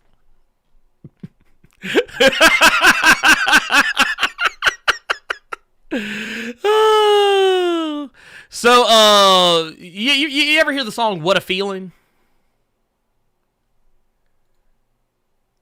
Yes, He I had to listen to You had to it. I look had at to do it. in my head. Yeah. Okay, so here's what I'm gonna do. I'm gonna help you out. You've probably seen this cover before and never thought anything of it. Right here. Once Her. this 589 from LJ Brown gets the fuck off the screen, I need to see this. I don't recognize this going. Hold up, who is this sister? Well, she was the Interesting. woman. Interesting. So the song "What a Feeling" that was on the movie Flashdance, that was her,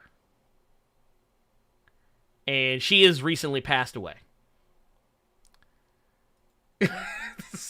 So yeah, I was just gonna give a shout out, but yeah, we're losing legends left and right. It's pretty disheartening. But yeah, she passed away.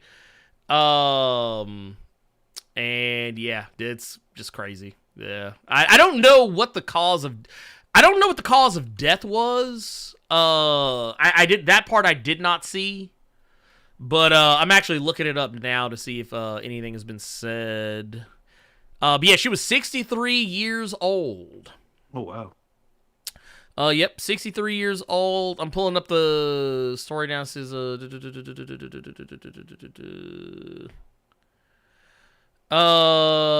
let's see. She's from the original Sparkle movie from the late 70s. Oh wow. Yeah, Okay. yeah, that's true. That is also true. I'm not seeing a cause. I'm not seeing a cause of death. Yeah. Don't even want to speak on it. She's Yeah, gone. she's gone, and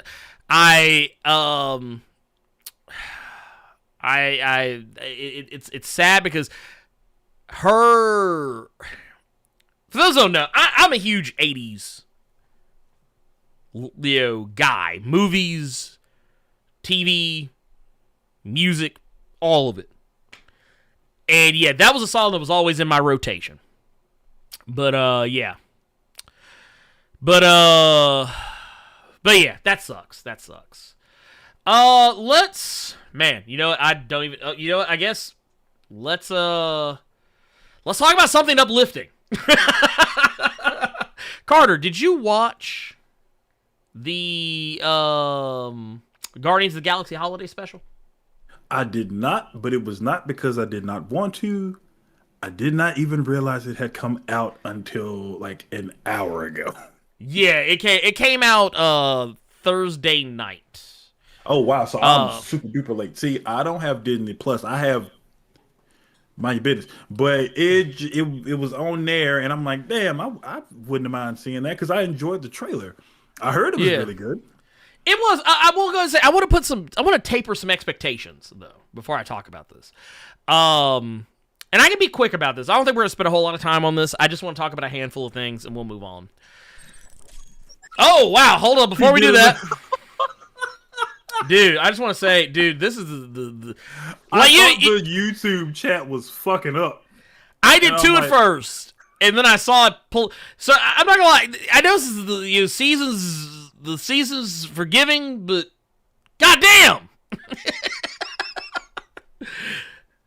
Look, you might have to start calling him Johnny Home here in a minute. So also, JDF was a personal hero. He helped me improve my spinning roundhouse and taught me how to deflect with my elbows. I will miss him, but this loss hit me more than I thought it would. Check on your friends, family, and those who deflect attention with generosity. And I will also say yes, because you don't know what people are going through.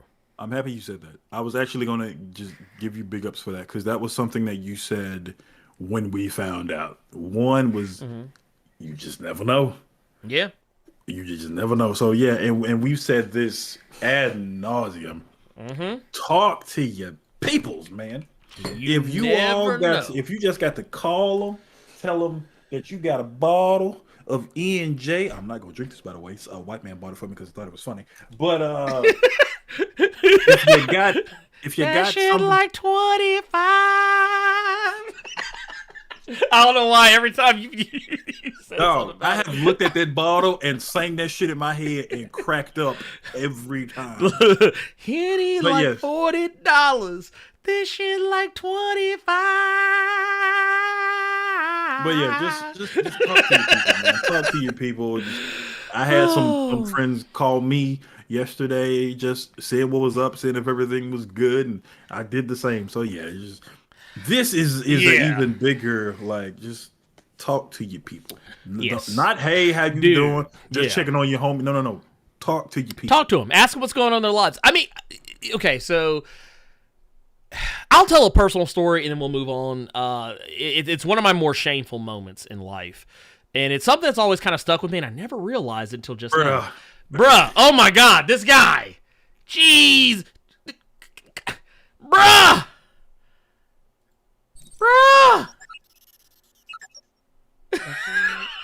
What the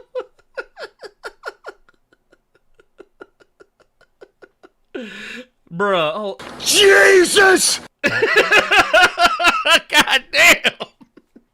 Also, get the motherfucking likes up. God damn it. No, it's a shameful moment for me, and it's something I'm not proud of, so I'm actually going to use this as a cautionary tale for others. A guy who I wasn't exactly super duper mega ultra friends with, we were more acquaintances than anything else, but like, it was somebody who, he was really fond of me. Like, he really liked being my friend, and while I enjoyed being his friend, I didn't really just keep up with him like that because, you know, he was socially awkward and he really wasn't good at reaching out to people. And I never really saw the signs. And one day I was talking with a mutual friend of ours, and he's like, yeah, man, you hear about, and I'm not going to put his name out there, but it was like, hey, man, you hear about, you know, our mutual friend? I was like, no, I hadn't heard from him in a while. It's like, yeah, man, he killed himself. And I was just, it just kind of blew my mind because, you know, the last time I talked to him, he had gotten married and, you know, seemed pretty happy. Seemed like he was in a good place. He was, you know, working a good job that he seemed to be really happy about, and everything seemed to kind of be going up for him. We just kind of lost touch, and yeah, then just come back later and find out, oh yeah, he's gone, and nobody saw it coming. I think some of his closest friends saw it coming. But, like, you know, I never really considered myself one of his closest friends. I just kind of consider myself just a friend, like someone he knew. And yeah, that actually, even though, like, once again, we weren't even super close, but that kind of fucked my head up for a little bit because I was like, man, it made me realize, like, man, maybe I should have reached, like, all those times where I was like, man, let me see what's going on with him. And I never did. It made me feel like, I was like, oh, maybe I should. We lost Carter here for a sec. But yeah, that's just what I'll say. I'll just say on that. But yeah, it's and once again, and I see C in the chat saying it's hard to reach out sometimes in those situations, and yeah, and I think it goes both ways. It goes both ways. Yeah, he froze up. I think either, I don't know if it was his internet or if he was fixing his camera or what, but yeah, I will just say you just kind of have to, yeah, there are a lot of people who do suffer in silence, and sometimes, regardless of whether you see the signs, sometimes we just kind of have to just make sure we're checking in regardless. Even if you don't see signs, sometimes it's just good to know what's going on with your folks. Yeah, that is the lesson that I'm willing to impart. Well, I'll take the one while we wait to see if Carter can come back. Let's see. I guess since Carter's not here, I guess it's a good enough time as any to talk about the holiday special. Since he didn't see it. So for those who don't know, the Guardians of the Galaxy holiday special, don't go into this thinking that you're going to be seeing some don't go into this thinking you're going to be seeing some kind of crazy your big connection to the wider MCU. This is literally just a special. It's like 44 minutes. It's mostly play for laughs. And I will definitely say, while for me, I really enjoyed it. The thing that you will probably get out of this the most is just a good chuckle. The story is largely just revolves around the fact that everyone thinks that Chris Pratt. Everybody thinks that he's a sad boy. They think that he's lost the spirit of Christmas.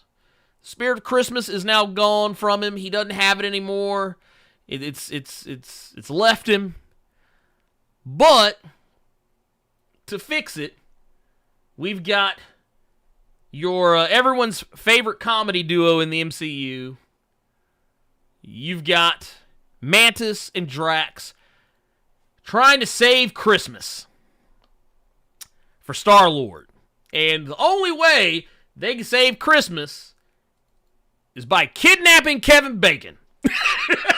That is the premise of this, and it's basically shenanigans for the rest of the way out. Was it good? Was it fun? Did I have a good time with it? I enjoyed it. I thought it was funny. I do hate that certain characters weren't in it as much. I'm going to tell you right now, if you're expecting to see a lot of characters like Rocket Raccoon, right here is the most you will see of him. Characters like Groot, you don't really see a lot of Groot. You see him, but he doesn't really do a whole lot. I will say the thing that's kind of cool about it, you'll also get to see characters like Nebula and Kraglin. They're in the movie for a fair amount. But I think probably the big thing people probably might come away from this with is Cosmo. Cosmo is in the Guardian special for the first time in a speaking role. We've actually seen Cosmo a couple of times in the MCU. We saw Cosmo in Guardians of the Galaxy Volume 1, where they also kind of were flanked by Howard the Duck. Some of you may or may not remember the Cosmo was in that movie. Technically, this isn't the scene, but this is just a shot. But yeah, Cosmo, I think this right here is actually the original Cosmo, right here, from Guardians 1. This is from the Guardians of the Galaxy ride, or the Marvel Universe ride, or whatever that's out there, I think at Disney. But yeah, Cosmo was great. I know some people are mad that Cosmo's being voiced by a woman, even though the character is male in the comics, but I don't care. It's a dog. It's a dog with telekinesis and telepathy. I'm not overthinking this. I'm not going to overthink it. But yeah. Yes, and those are two very different dogs. The dog that we saw in Guardians of the Galaxy Volume 1, I'm pretty sure, not the same dog you see in Guardians Holiday Special, or Guardians Volume 3. What we do know is that the Cosmo that we see in the Holiday Special is the same Cosmo that we're going to see in the movie.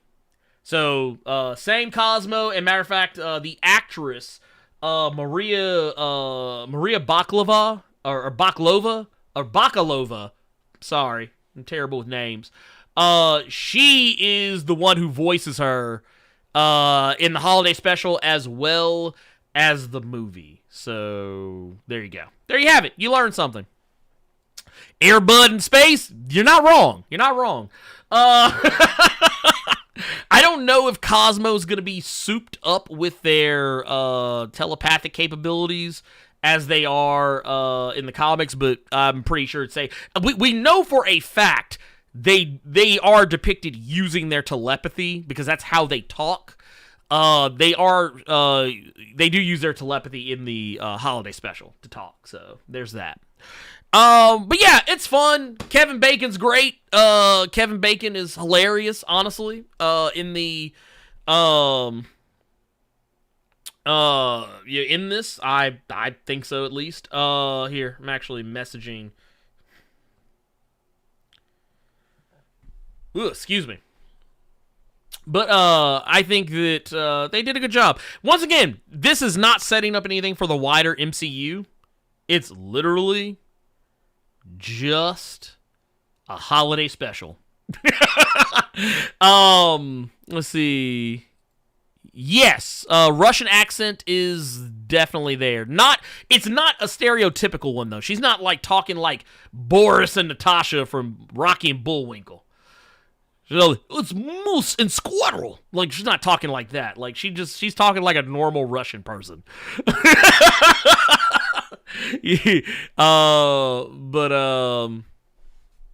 I'm hitting up Carter to see if he is okay. His internet probably went out. Is what I'm thinking. Is what I'm thinking happened. But anyway, that said, I guess, you know what?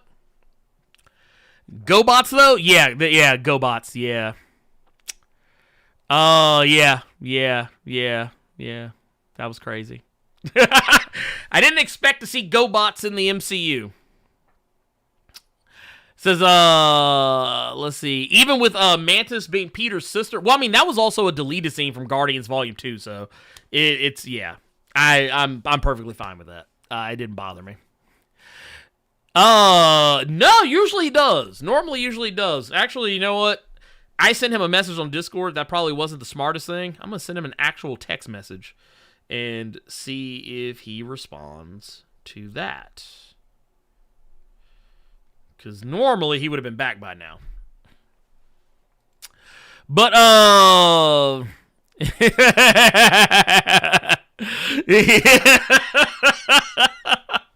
But no, I will definitely say, though, if you got 44 minutes and not much else to do with your time, you want to sit down and enjoy something that's kind of funny, yeah, definitely. If you want to hear a good Christmas song, too, also. It's a very good... Actually, there's two very good Christmas songs in this special. Oh, my God! Jonathan, what are you doing? What are you doing? What are you doing? My God. My God, man! Hold on, we gotta... I gotta clear this so we can pull this up. Hold on. My man! What are you doing? Oh, there we go. Oh, he's back. He's back. I'll wait for him to get his... I'm assuming he's back. Yeah, that is him. That is him. Here, let's do this so we can switch back to that. Carter is back. What happened? So I heard it before I saw its effects. Oh. I heard the boom outside of my window. Oh. And then my light started flickering, the monitor started flickering, and I completely lost my phone signal. Somebody hit something. Oh, damn. Somebody hit something. That's why I wasn't able to get a hold of you, because I texted you and I was like, oh, shit. Yeah, dude, I literally had, and that's the first time I've seen something like that to where it gets hit. Like, your phone goes out. Yeah, like I have. Okay, my signal just got back. But like, instead of me having bars, it was a circle with a line through it. I had nothing. Oh, yeah, you was gone. Yeah, you was gone. I was legit off the grid just now, but I heard somebody hit something and then it blinked out. And then it looked like it came back on because I still heard you, and then it blinked out again. So. Oh, damn. So you got it was a boom tube. Wait, Cyborg came to get you? Or was that Dark Side came and got you? So Jumbo said you were in the Spider-Verse. I'm here for as long as I can be here before it hopefully doesn't fuck up. So, well, you know what? And since we got you back, I've already talked about the Guardian special. Mm-hmm. We can move on along to what I currently got us on. Okay. Let's see. Oh, well, I guess first, here, let's do this. We got one from Gokhan Sure His Baby's Father with $2 super chat says, Christmas in space? Jesus, an alien in the MCU. Actually, I will say this, and I don't want to say much more about it than this. I find it very interesting how the aliens in the MCU view Christmas. They find it incredibly weird, and I love it. They think Christmas is stranger than a talking planet. That shit is normal. A dog from Earth being able to speak telepathically, cool with it. But Christmas? Kris Kringle? They think that shit's weird as hell, and I love it. Let's talk about this last thing, and then we can move on. I guess there's one more thing I'll probably talk about real quick, and we can just talk about it and gloss over and move on. But Donnie Cates and Ryan Ottley both are exiting the Hulk series. Donnie Cates is actually already gone. For those that don't know. Both Cates and Ottley are dipping out of the Hulk series, with Ottley announcing his departure being after Hulk number 14, which is co-written by him. And actually, he's been writing some of the last couple of issues. I just got your text, by the way. Wow. Wow. Okay. Well, good thing it wasn't anything like a life or death situation. Man. Goodness. But Ottley also confirmed that Cates was out of the series as recent as Hulk number 10, possibly Hulk number 11 being his last issue. No reason was given as to why Cates is departing the series, but Ottley revealed in a reply to a tweet from a fan that he was moving on to other things, but that there's always a chance he comes back for later arcs, but I just don't know. I miss his amazing scripts. Fortunately, he created such a solid foundation that the world is such a blast to continue creating it. And I think, as I did actually mention, Ottley has actually written some of the past couple of issues of the current Hulk arc. They have no issues scheduled for December, as far as we know. And it's, and while it kind of seemed like, I know some people kind of rushed to Twitter to be like, well, at first there were the people who rushed out to reach out and make sure that Donnie Cates was okay. They're like, nothing bad was going on, or, there was no mental health stuff as the reason behind it. Donnie Cates did confirm that it was not mental health related, but more just busy.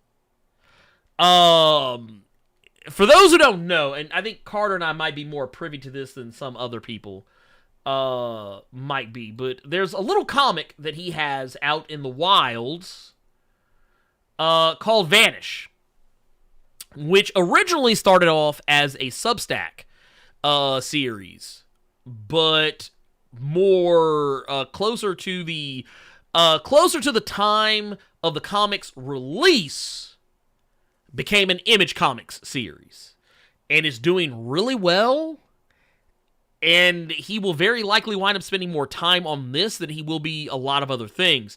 That said, he also has another Marvel project that he's taken on that is a secret project. He has not revealed what it is, but he is putting a lot of his time and energy into it. So that is technically why he left the Hulk. It wasn't because... The only thing I was able to find was that he said he was okay. It was just life stuff was going on. So that's why he was taking a bit of a break. But yes, Vanish is out. Vanish is a current thing. It's on its 3rd issue. I'm waiting for this last issue number 4 to come out, because if it's anything like any other kind of... I don't think... Does Image normally do 4 issues before they do a trade, or is it like 5? 5. Okay. They usually, 'Cause okay, let me be clear. It varies from comic to comic, but on average, 5 issues is an arc. But sometimes it can be 4, as little as 4, or as many as 6 or 7, depending on what's going on. And the only reason I asked is because I was Shit waiting got on wild in number 3. Well, not even that, but that's when I was gonna talk to you and all 600 of you people that are on my YouTube channel currently subscribed, anticipating some shit. It was gonna be for Vanish. So I was waiting for one more issue, and then Ernie and I were gonna have a little dialogue, see what could come of that. But again, he probably just had too many fingers and too many pies, and just needs to kind of slow things down for a bit. Some people are cool with that just because they don't like the Hulk stuff. Some people understand that it different strokes for different folks. I'm wondering what's going to happen with Thor. Yeah, Thor is really, really good, and we haven't heard anything. No, Thor's kind of been on. I feel like, well, okay, he's been co-writing Thor lately. The last couple issues of Thor, I think, have been co-written with Al Ewing because Venom is involved. So there's that. But yeah, I don't know what's gonna happen. I don't know what's going on. But he does.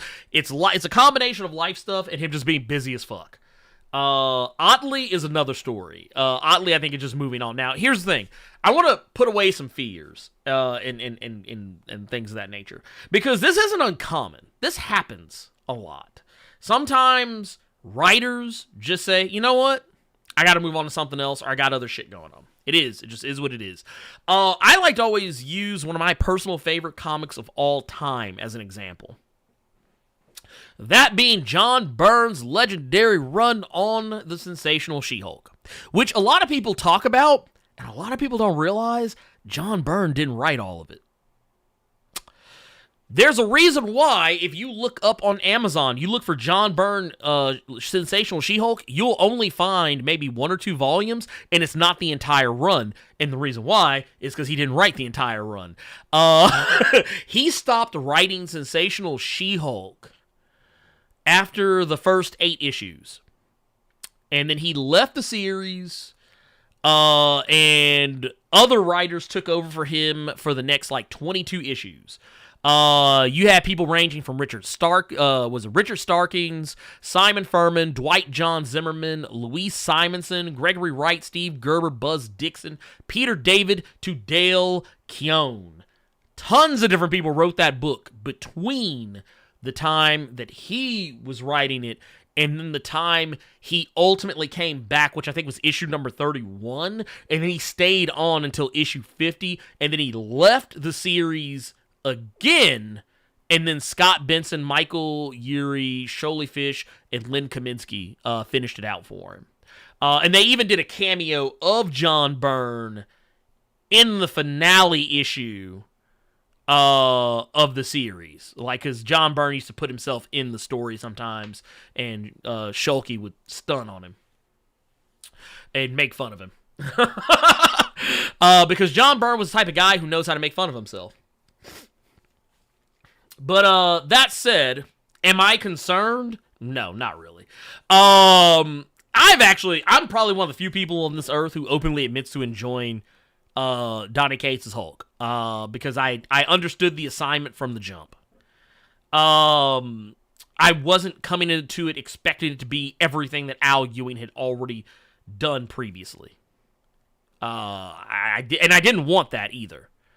Because that's kind of the point. I've been doing this long enough that I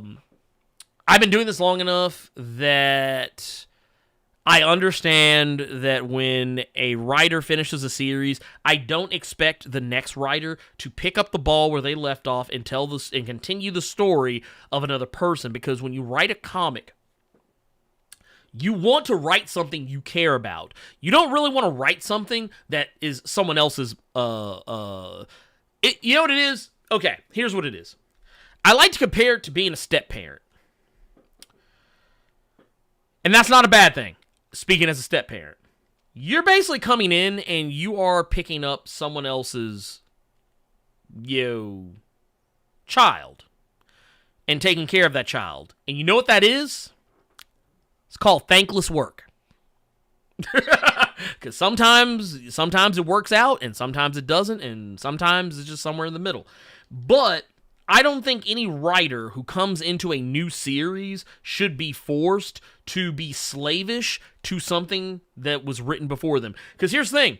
A lot of people, while I do know there was a huge contingent of people who criticized the House of X era of X-Men because they felt it ignored too much previous continuity, which it really didn't. It just was a new story. But the thing is, Jonathan Hickman didn't address hardly anything Matthew Rosenberg had done in the previous, literally, the X-Men series that came out not a month before House of X #1 came out.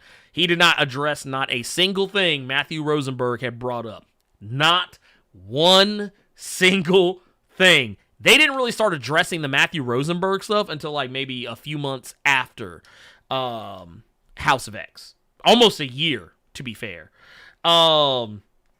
They didn't address the fact that the mutants had, or rather Emma Frost more specifically, had made it so humanity didn't even know mutants existed.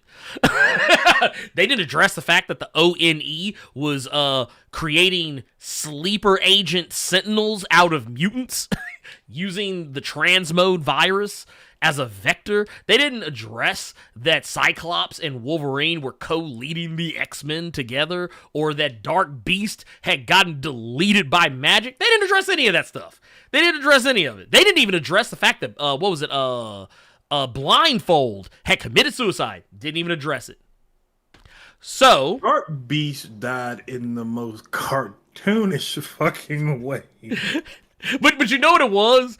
It was the way anyone who like you know what it was? It was the way that people think about when you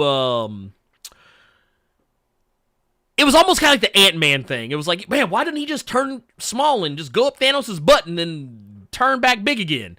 Yeah, because that was the thing back when Endgame was coming. Like, everybody's like, oh man, he's gonna get Thanos. That was why the boys did that thing with the dude in the first episode. But what was hilarious about that is that was one of those situations where a character did the thing that people often said, well, why didn't she just do that? And she did it. Magic just said, I'm going to teleport you here and then teleport you there, and you dead. I don't even think you mentioned the part where the X-Mansion and the Rosenbergs, or it wasn't the X-Mansion. Motherfucker just meeting up at the bar. It was a bar. You motherfuckers meeting up at Dave and Buster's. There is no X-Mansion. Look, they went to Dan McGinnis. They went to the Dan McGinnis pub, hanging out. Man, all right, we got to figure out what to do with these Sentinels. Ernie, meet me at Flying Saucer, bro. That's basically what it was. Hey, man, go ahead and get me a pint. Oh, that was the other thing. They didn't even address how Wolfsbane got killed in a hate crime. That was another thing they didn't address in the House of X era. Matter of fact, they don't even talk about it really anymore. It just doesn't ever come up. But yeah, it just is what it is. It's just the nature of the beast and how things are. It's always going to be that way. It's always going to be that way. And I like I said, I would never expect anyone to come in. Like if I wrote a series and a new writer came in after me, I would not expect them to just copy and paste everything I did in the previous run into their run and then have to run with that continuity. I mean, yeah, that's kind of the nature of the beast. And while a lot of people think Cates is ignoring a lot of the continuity from Immortal Hulk, he's actually not. He's addressed it. It's not. I think people just wanted more Immortal Hulk and they're not getting it. And they're mad that they're not. The man said it here. If you did not know, we actually interviewed Donnie Cates and Ryan Stegman on this here Blerd Cave. We did. He said it here.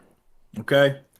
If you enjoy the Immortal Hulk, there's nothing stopping you from going to pick it up and reading it. Those stories are still there for you to enjoy and absorb. You can read them however you want, however many. And I'll even throw you one further. Reggie Hudlin of Milestone. I actually heard him and Dennis Cowan both say this on a call when I got to kind of do a group interview with them. If you are a person who does not like the new Milestone, you can still go read the old Milestone. It's out there. You can buy it. It's matter of fact, it's in trade. It's in trade. You look right here. Here. Bam. You know what? Go pick it up.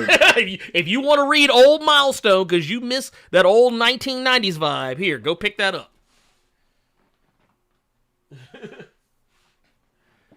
One thing I can say, because Ernie gives me flack for it, because I think he's enjoying it, but I'm not. One of the main books that I dunk on regularly, especially the newest issue of that dog water, that new Amazing Spider-Man that Zeb Wells is continuing from the last run, that whack-ass chasm bullshit.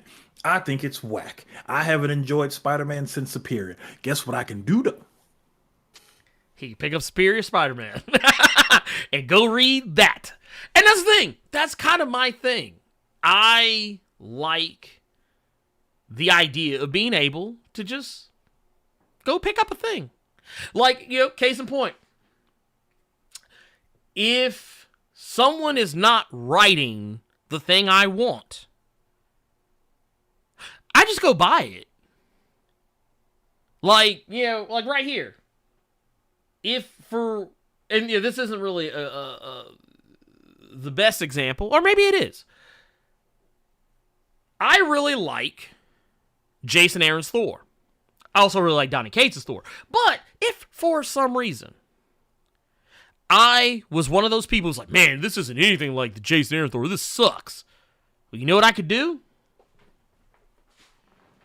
I can go right over here to this shelf and pick this motherfucker up right here. This is the entire Jason Aaron run on Thor minus War of the Realms. And I actually need that myself. I need that God of Thunder in my life. Yeah, I mean, because it's good. It is very good. Oh, I take that back. It doesn't have the Death of the Mighty Thor. That's the one thing it's missing. That's the one thing it's missing. And yes, which Dr. Strong, I talked about that doo-doo juice several times on the Blerd Cave when Spider-Man had his stupid-ass Twitch stream and had his special suit made from J. Jonah. Listen. This new run with Zeb Wells, I'm sorry to say, is like, it's the equivalent of inner thigh sweat after sex. But that don't mean I can't just go grab my Superior Spider-Man with the Ryan Stegman autograph in there and just reread it again. That's it. It's fine, y'all. And here's the thing. Everybody's entitled to their opinion. He hates it. I love it. Mm-hmm. And truth be told, when it comes to like negative opinions, and this isn't just, aimed at Carter, this is anybody. Anytime I enjoy something and someone tells me they don't like it, you know what my response is? Okay. Wait, does that omnibus you had, does it have King Thor in it? No. Okay. Okay, so this one, if I'm not mistaken, this stops at Mighty Thor number 12 in 2015. So this doesn't have the run after that where they relaunched. So this doesn't have where Jane is still Thor and is going against the Mangog. So that's the thing that and King Thor, War of the Realms, those are the things that are missing, but you can get those. I just haven't done it yet. Okay. But let's see here. Also, I'm gonna agree with Robo Strange. I saw a message he had here from earlier. No one cares about Robo Strange. No, that's you. I'm gonna find a way to just incorporate that every time you bring his name. Well, either way, has he gotten better? I have no idea. It actually never came up with the last few times we've talked. But no, he says we got there's over. Well, at the time it was 250. Now it's 234. But we need to get them likes up, y'all. Please, thank you. I don't want to have to go to the Spotify list. Please don't make me do it. Let's see here. Let's move on to our recommendations for the week. Carter, what is your recommended read for the week? This was hard, man, because there was some good books that came out this week, bro. Yes, there From Marvel was. and DC, man. But with all that being said, I got to give it to DC this week because Tom King and Human Target #9. Mm-hmm. This is probably one of the greatest Batman issues that doesn't have Batman in it. Mm-hmm. That's just the thought that he's somewhere that I have ever read, dude. Tom King has been killing it with this book, dude. I can't recommend this enough. And this, like you were talking about earlier with the Thunderbolts, the main character, this whole book is a regular man. Human Target about as regular as he wanna be. Yeah, I was gonna say he's a secret agent, but he's not like He's Dana Carvey. He's the master of disguise. he's Master of Disguise. He's not like he ain't Nick Fury. I mean, even Nick Fury got the Infinity Serum in him. This is such a good just mystery story, pulpy noir kind of. It's just a great book, man. I can't stress it enough. But yeah, Human Target #9. Okay. What you got, Ernie? What you got? This, like I said, this was a hard. It was a solid week, week. bro. This was a solid week for comics. I'm definitely gonna say for me. Oh man, there was a lot of good stuff. I tell you what, I'm actually gonna go back. You know what? Here's what we're gonna do. I'm not gonna recommend something that came out this week. I'm gonna recommend something that has been out for a little bit. And I think Carter, you and I don't know if you've read this. I don't know if you've read this or not. I don't think you have. You might have. You might surprise me. I'm gonna recommend, and I've actually recommended this before, but I don't care. I'm gonna recommend it again. I'm gonna recommend Nita Hawes' Nightmare Blog by Rodney Barnes, Jason Sean Alexander. This is one of my favorite Image comics. It's also a spinoff from Philadelphia. Nita Hawes is a woman who is referenced one time in Philadelphia, at least in the earlier parts of Philadelphia. Not the father, but was it Sangster Son Jr.? of the Holy Spirit? Oh No, Sangster Jr. That's his ex-girlfriend. Matter of fact, here, let's see. I'm gonna see if I can actually find a good shot of her that does not spoil anything about this comic. This is one of those comics I feel like you need to read. Like you need to just kind of go into it. You can't you should know as little about it as humanly possible. And I think that's the way it works. Less about it. Just looking at this nasty cover, bro. I mean, it is what it is, man. I mean, well, okay, so to give you an idea of what this comic is about, here, we'll just use this image right here. Down here in the bottom, this is Nita. She runs what is called the Nightmare Blog, where it's a website that she set up where people can go and talk about the crazy, weird, supernatural shit that is going on in Baltimore. So like where Philadelphia takes place, Philadelphia, obviously, this takes place in Baltimore. And basically, matter of fact, this is actually the page where she references the fact that she used to date Jimmy Sangster Jr., who's in Philadelphia. So basically her thing is that she has a ghost who, and I'm not going to say who the ghost is or how it plays in, but basically she has a ghost that kind of hangs out with her, and she encounters on a regular basis demonic ass shit. Case in point, shit like this. Big Cthulhu looking motherfuckers. Okie dokie. I don't know how I would respond just walking down the block seeing this big. So yeah, but yeah, she's really cool. She's a very interesting sister. She is very interesting to me just for no other reason than like she is a college professor who is dealing with a lot of grief and pain and loss in her life. And right now, even with all that aside, she is putting all that aside to try and help people who are caught in jacked up situations that the police can't help them, the government can't help them, no one can help them, but she can. That's the most I'll say about it, because honestly, saying anything more than that kind of spoils the series. So there you go. So I guess that's our recommendeds right there. Let's go ahead and get into questions from the Discord real quick.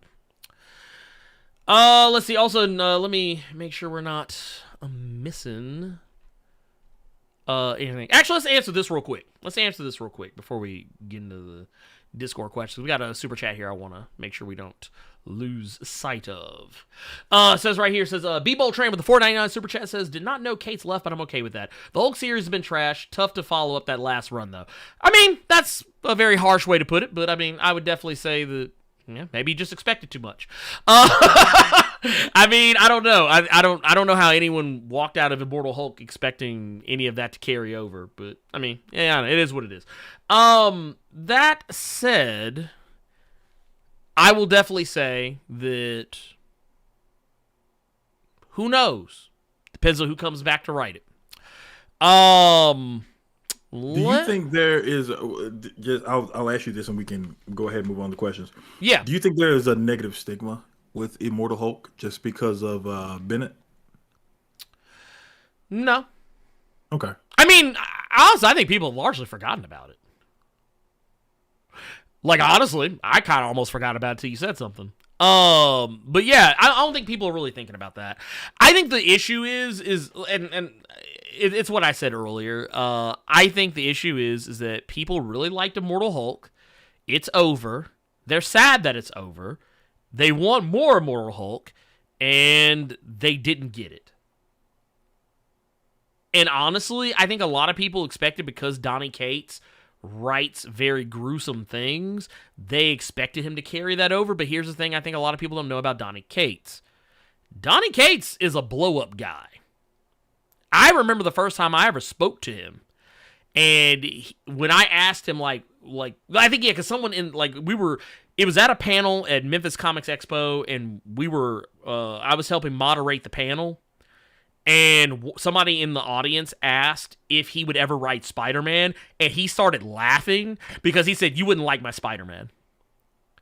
And I remember him legit saying he would put Spider-Man through so much pain and torture and misery that people would hate the character. Not because he's a sadist or that he wants to, like, piss people off, but just because that's just what he does.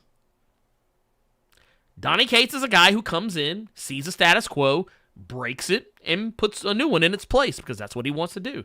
He said that on here, that he made that Hulk series to piss people off. He wants you to be mad reading. As you should be.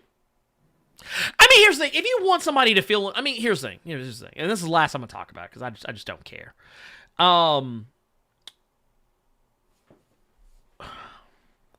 If Marvel came to me and said, "Hey, Blerd Without Fear, Ernie, we've seen your YouTube channel. You do a lot of videos about all the X-Men stuff. You are really dialed in on what it is we're doing. We would really love to bring you in and write a one-shot or even a mini-series for us.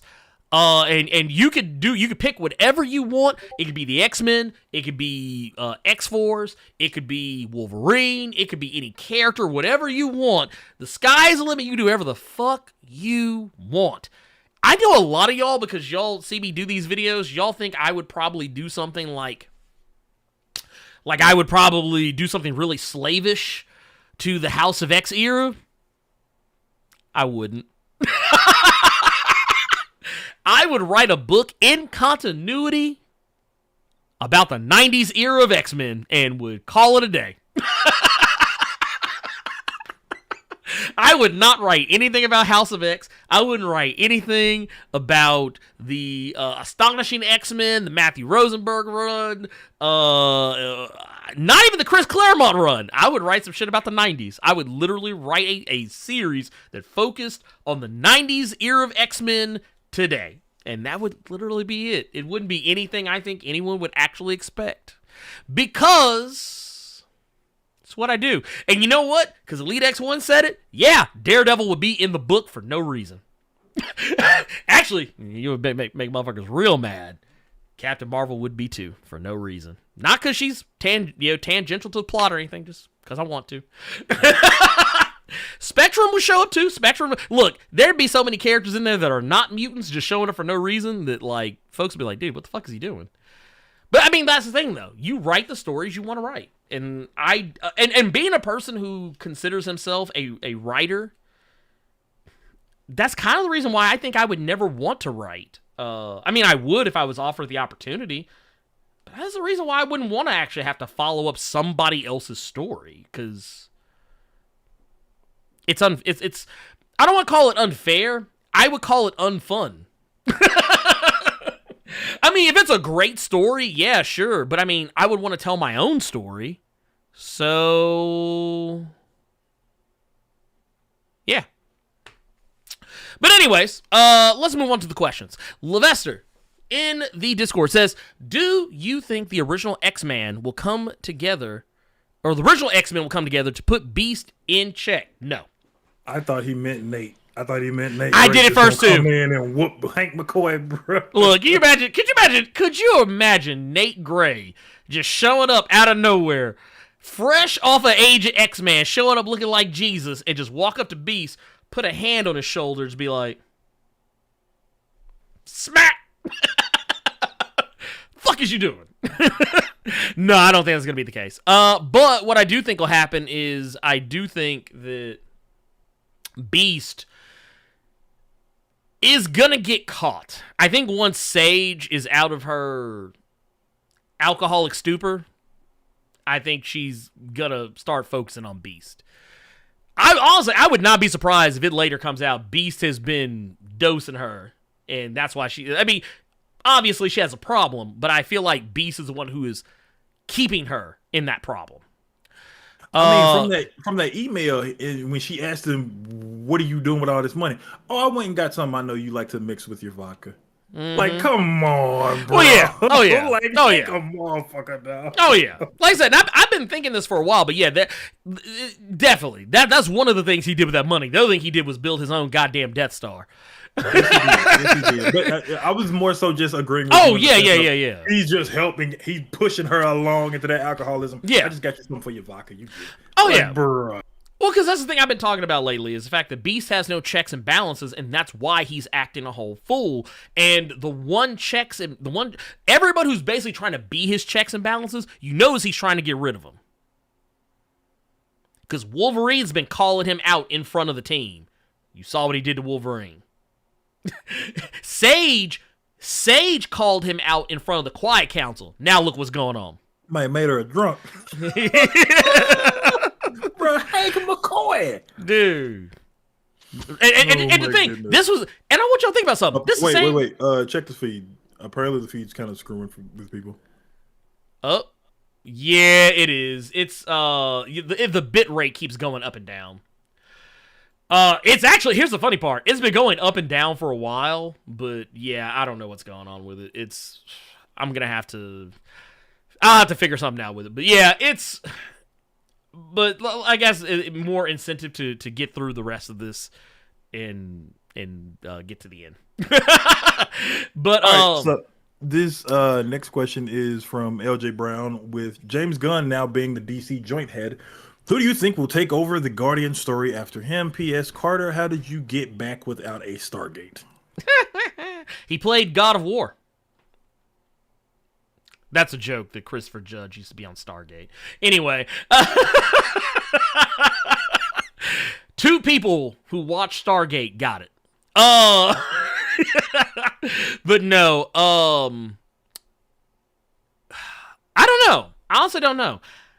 And I also don't know if they should continue Guardians of the Galaxy after this, depending on how 3 ends. But I kind of feel like I would move on from the Guardians and then move on to like other cosmic characters. Like I would move on to Nova if that was me. But if we had to keep Guardians movies going, I would get the guy who's directing the Ant-Man movies. Just do that. Or yeah, because the Guardians kind of leans towards being funny. And I know, well, no, I'm not gonna say that one because he would probably just make it too crazy. No, scratch that entirely. You was about to say Taika White titty, weren't you? I was about to say Sick it. man, sick man. Well, you remember because that's what everybody was saying about Thor Ragnarok when they first saw the trailers for it. Like, oh, this looks like Guardians of the Galaxy. I was like, well, there you go. But no, I'm trying to think of like somebody, but no one's really coming to mind. Except people who are already doing movies for the MCU. So yeah, I would just say, yeah, just get and wow, I'm blanking on his name now.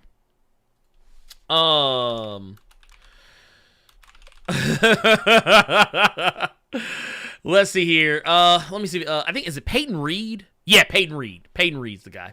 Yeah, just get Peyton Reed. He's already doing the work. Let's see here. Next. Urban Prison Strong Style says, good evening, Blerd and Carter. Question of the day is about God of War Ragnarok. How do you feel about Thor and Odin in the game? Are they really like that in Norse mythology? Yes. Do not let the Marvel Cinematic Universe or Marvel Comics fool you. Thor is a whole piece of shit in Norse mythology. He is not a good person. Odin, also not a good person. Norse mythology is wild, just like how Greek mythology is wild. When people actually go back and look into the lore of those mythologies, you will realize a lot of the people who are often depicted as like virtuous heroes, like Hercules and Zeus, they're terrible people. Hercules killed his family. He was also kind of a lout and a drunk and not as smart as people want to believe. Oh my God. Do you want to hear something funny? What happened? So you know how, like, before our bitrate problem was that, like, the bitrate would just drop and tank so low? Now you know what the problem is? What is it? Going up too high. Like, it was going to, like, 13K, 27K, 36K. I was like, my internet's not that fast. But anyway, we're just going to keep... I have no idea. Jay Dizzle says, y'all listen to that bop Yams. Says, man, y'all talk about Yams on occasion and hear this song originally from let's see, huh? I'm not gonna try and say that name because I'll probably fuck it up. He says, and I thought of y'all.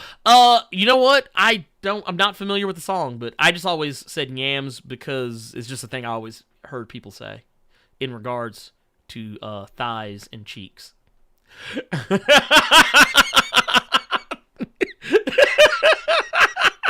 Anyway, Carter, I don't know if you have a reason, but that was mine. The YouTuber by the name of Big Jaw. I was watching a lot of his videos recently. If you all have seen the Only Hand shirt I bought, that was from one of his skits. Anytime there was just like some voluptuous, just thick sister around, you would always just hear somebody in the background echoing, "Yams." Like, you would just hear that somewhere. So that's where I got it from. Yeah. Let's see here. Okay, that was old. Okay, so we are caught up. Thought I saw something that we had missed. Ed Boy in the Cut says, chances of us finally getting another Blue Marvel solo series in 2023, it's starting to seem like Marvel wants to bury the character. There's no way they don't see the demand for more Blue Marvel. I don't think it's a matter that they don't. I just feel like there's not many writers who are willing to write the character. I feel like Al Ewing is the only person willing to do it. Let's see. Oh man, dude. But I will say, I think, Ernie and I both finished Ragnarok, and we both feel completely different. We're on the same page, but different books. Yeah.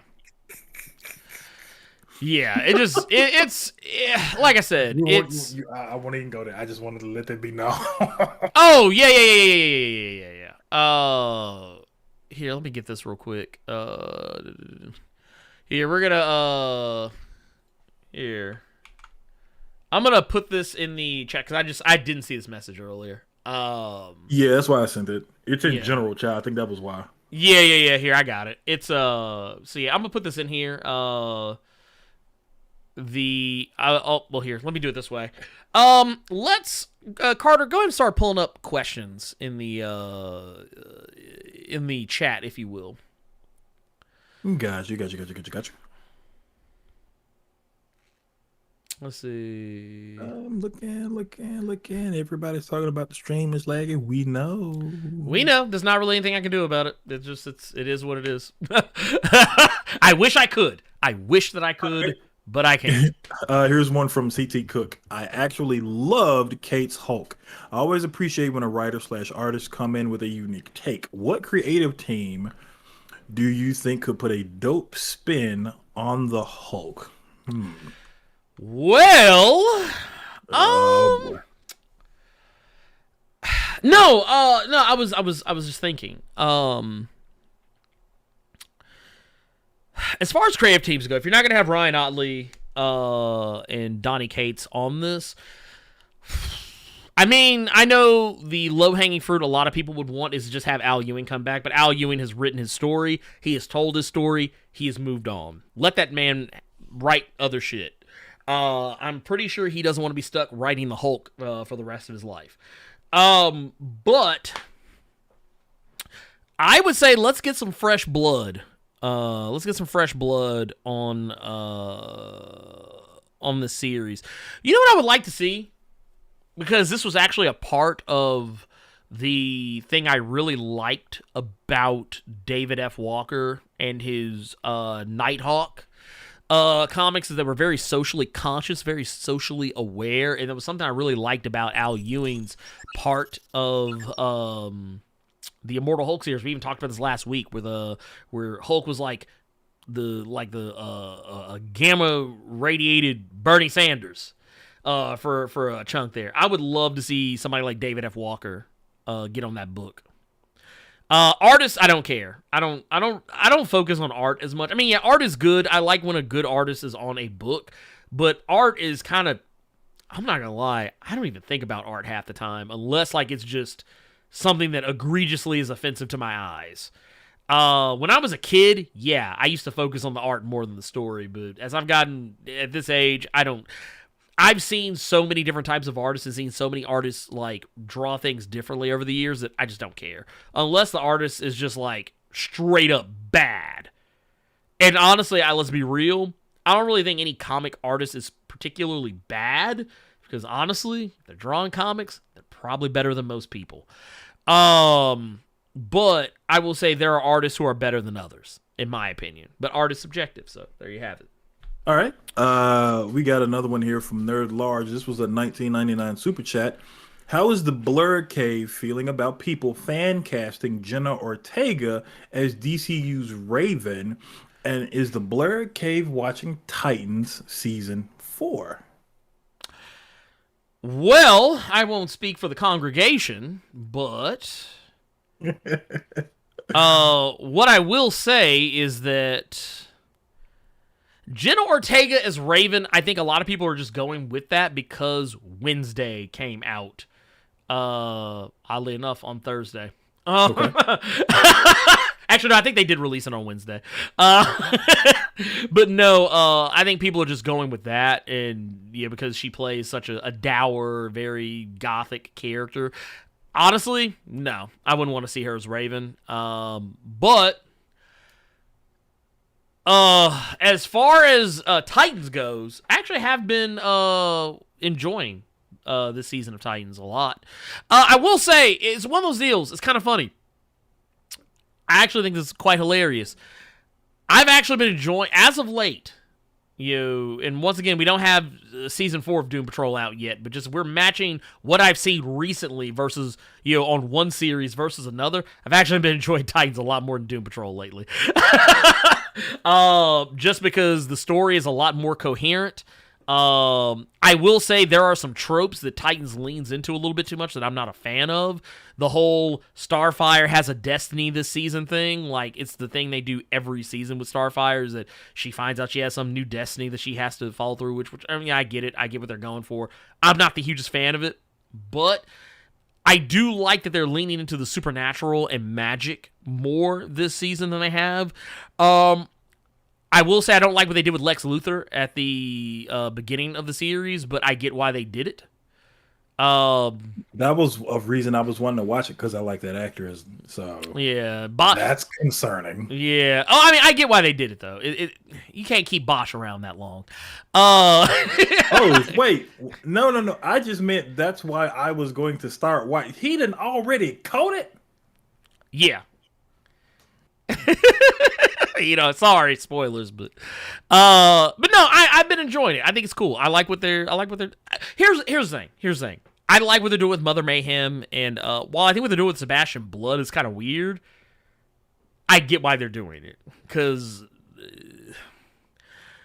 Sebastian Blood, kind of a one-note character. You kind of have to do some hokey shit with him to make him a character that's sympathetic. But yeah, just with everything that was so wishy-washy with Doom Patrol last season, it actually kind of bumped Titans up above Doom Patrol for me as of late. Who knows? That could change when the new season comes out within, the next week or the week after? When Doom Patrol comes out? Okay. I actually had a question. I just didn't like the back half of season 3. That's really the only thing about Titans I have not enjoyed.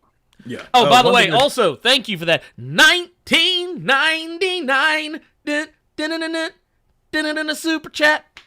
Yeah, you thought she was going to get out of it. No. I was going to ask you, because I don't know where this woman came from. Is Jenna Ortega like a pop star or something? Jenna Ortega? Yeah. No.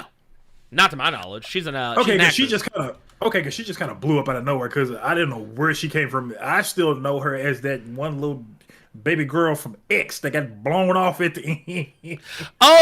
Scream. Scream is where I first started. The most recent show. No, the most recent. Gotcha. The most recent Scream is where I saw her. Apparently, she was on Jane the Virgin. I never watched Jane the Virgin, so I have no frame of reference. And I think she was on that show that's on Netflix. You. I never watched that either. So once again, no frame of reference. I just thought she was some kind of pop singer I didn't listen to, and that's why she's on everything now all of a sudden. Okay. And one thing I keep saying in the chat a lot, I figure I can ask you about it. What are you thinking about Bob Iger? Being back as the CEO? Yeah. I'm fine with it. I mean, Bob Chapek wasn't necessarily lighting the world on fire, but I mean, I think Bob Iger, he was the guy who was instrumental in getting the Disney-Fox deal done, and while he's not making creative decisions on stories and shit, I think he would be more willing to, lean into some stuff that Bob Chapek was against, because he was against animation. He said that, he was like, adults don't watch animated stuff, so don't make it. Don't lean into it. So, I mean, yeah, I'm all for it. I don't have any beef with Bob Iger. Never did anything to me. I'm going to put this here because, our guys. You probably remember our guys, Chase Danger and Art by Quentin. We had on the show, not too terribly long ago. If y'all would be kindly enough, I saw this message, that was why I kind of paused for a little bit in the middle of the show, but we got a message from Chase. It says, "Hey Blerd Co, if any of y'all can have it in your heart to share this, this is our Black Friday mailer for Art by Quentin. We had $1,600 to $2,000 worth of merch stolen at a convention they were at this weekend. So any extra sales are much appreciated. They're doing a Black Friday sale on their website. And here, I'm going to put a link and I'm going to pin it.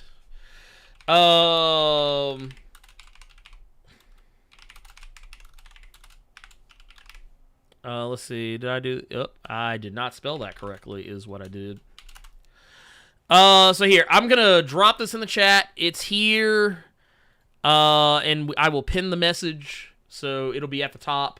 Y'all go click that link, go check it out, go show these guys some love. They have amazing work on their page. I think I don't have it. And oddly enough, I actually was going to wear the shirt today, but for whatever reason, I didn't. I don't know why. But I can't wear my shirt anymore, man. Why? I accidentally shrunk. This motherfucker. Yeah. I was gonna buy a new shirt anyway, and I was gonna buy a hoodie because I saw that they just restocked the like My Hero Boondocks hoodie. Yeah. Yeah, they just restocked that, so I'm gonna probably get that sometime soon. And they got a new shirt coming out that's it's Sora Freeman. Did you? If you click that link, it's one of their pre-orders right now.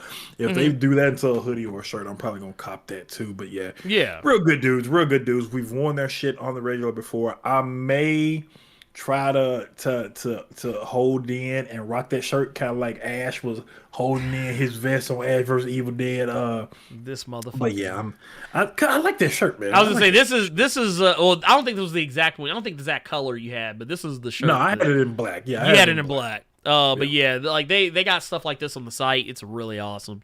And yeah, just and they're all around. They're both great dudes. They're awesome. Really, just down to earth cats that I have always I enjoyed having conversations with them. So yeah, if y'all, like I said, if you have the time, you have it in your heart, please go by, check out their website, go check out the prints, all that stuff. And yeah, go pick you up something and help these cats out. Oh, she's also the voice of Elena of Avalor. Okay, so here's the funny thing. I actually have been inundated by her voice quite a bit and never realized it because she also is the voice of Brooklyn on Jurassic World Camp Cretaceous, and my daughter watches that show a lot. But yes, she is Princess Isabel on Elena of Avalor. So yeah, and she's also, dude, I didn't realize this, but apparently she was in Iron Man 3. I just now saw this. She was in Iron Man 3 as the vice president's daughter. She was in, I forgot she was in the Babysitter, Killer Queen. I forgot about that. Yeah, so technically I've seen her in a lot of stuff and just didn't realize it. But yeah, she was in X. She was also in the recent Scream movie, which was kind of like a requel, and she's also going to be in Scream 6 to some degree or another. Damn, they're making another one. Yeah, dude, they ain't gonna stop making Scream movies.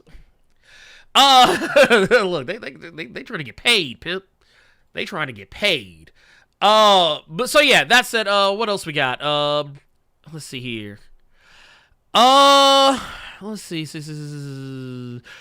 Bill says, since Aladdin was out 30 years ago, how funny was it that only 1 or 2 Southeast Asian American people worked in the film, and with the voice cast having no Southeast Asian voice actors?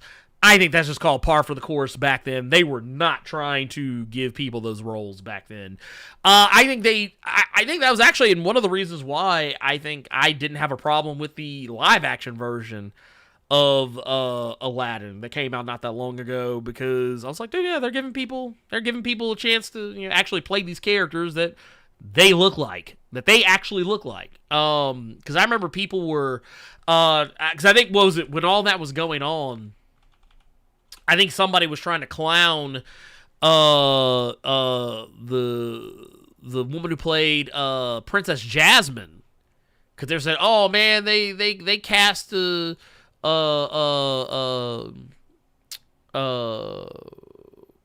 it a white woman as Princess Jasmine, when in fact she is actually Indian. She is actually Indian. I think a lot of people just don't realize Indian people come in various shapes, colors, and types. It's kind of like with what was it? I remember over the weekend, or over the last few days, I saw some people had brought up on Twitter that there were Mexican people who were mad that Tenoch Huerta played Namor because they felt that he was too dark skinned. And that was what I had to remind some people, that there's a lot of colorism in the Latin community. A great deal of it. There's actually an episode. I know you don't care for this, but I actually thought it was a funny, not a funny, but a very interesting interview.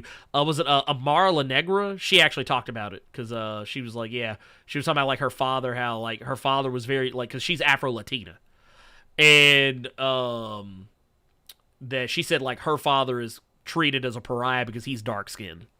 And she is as well because she is also very dark. She almost so black the whites of her eyes are brown. but yeah, neither here nor there. Let's see what else we got here. I'm kind of scrolling back. Let's see here.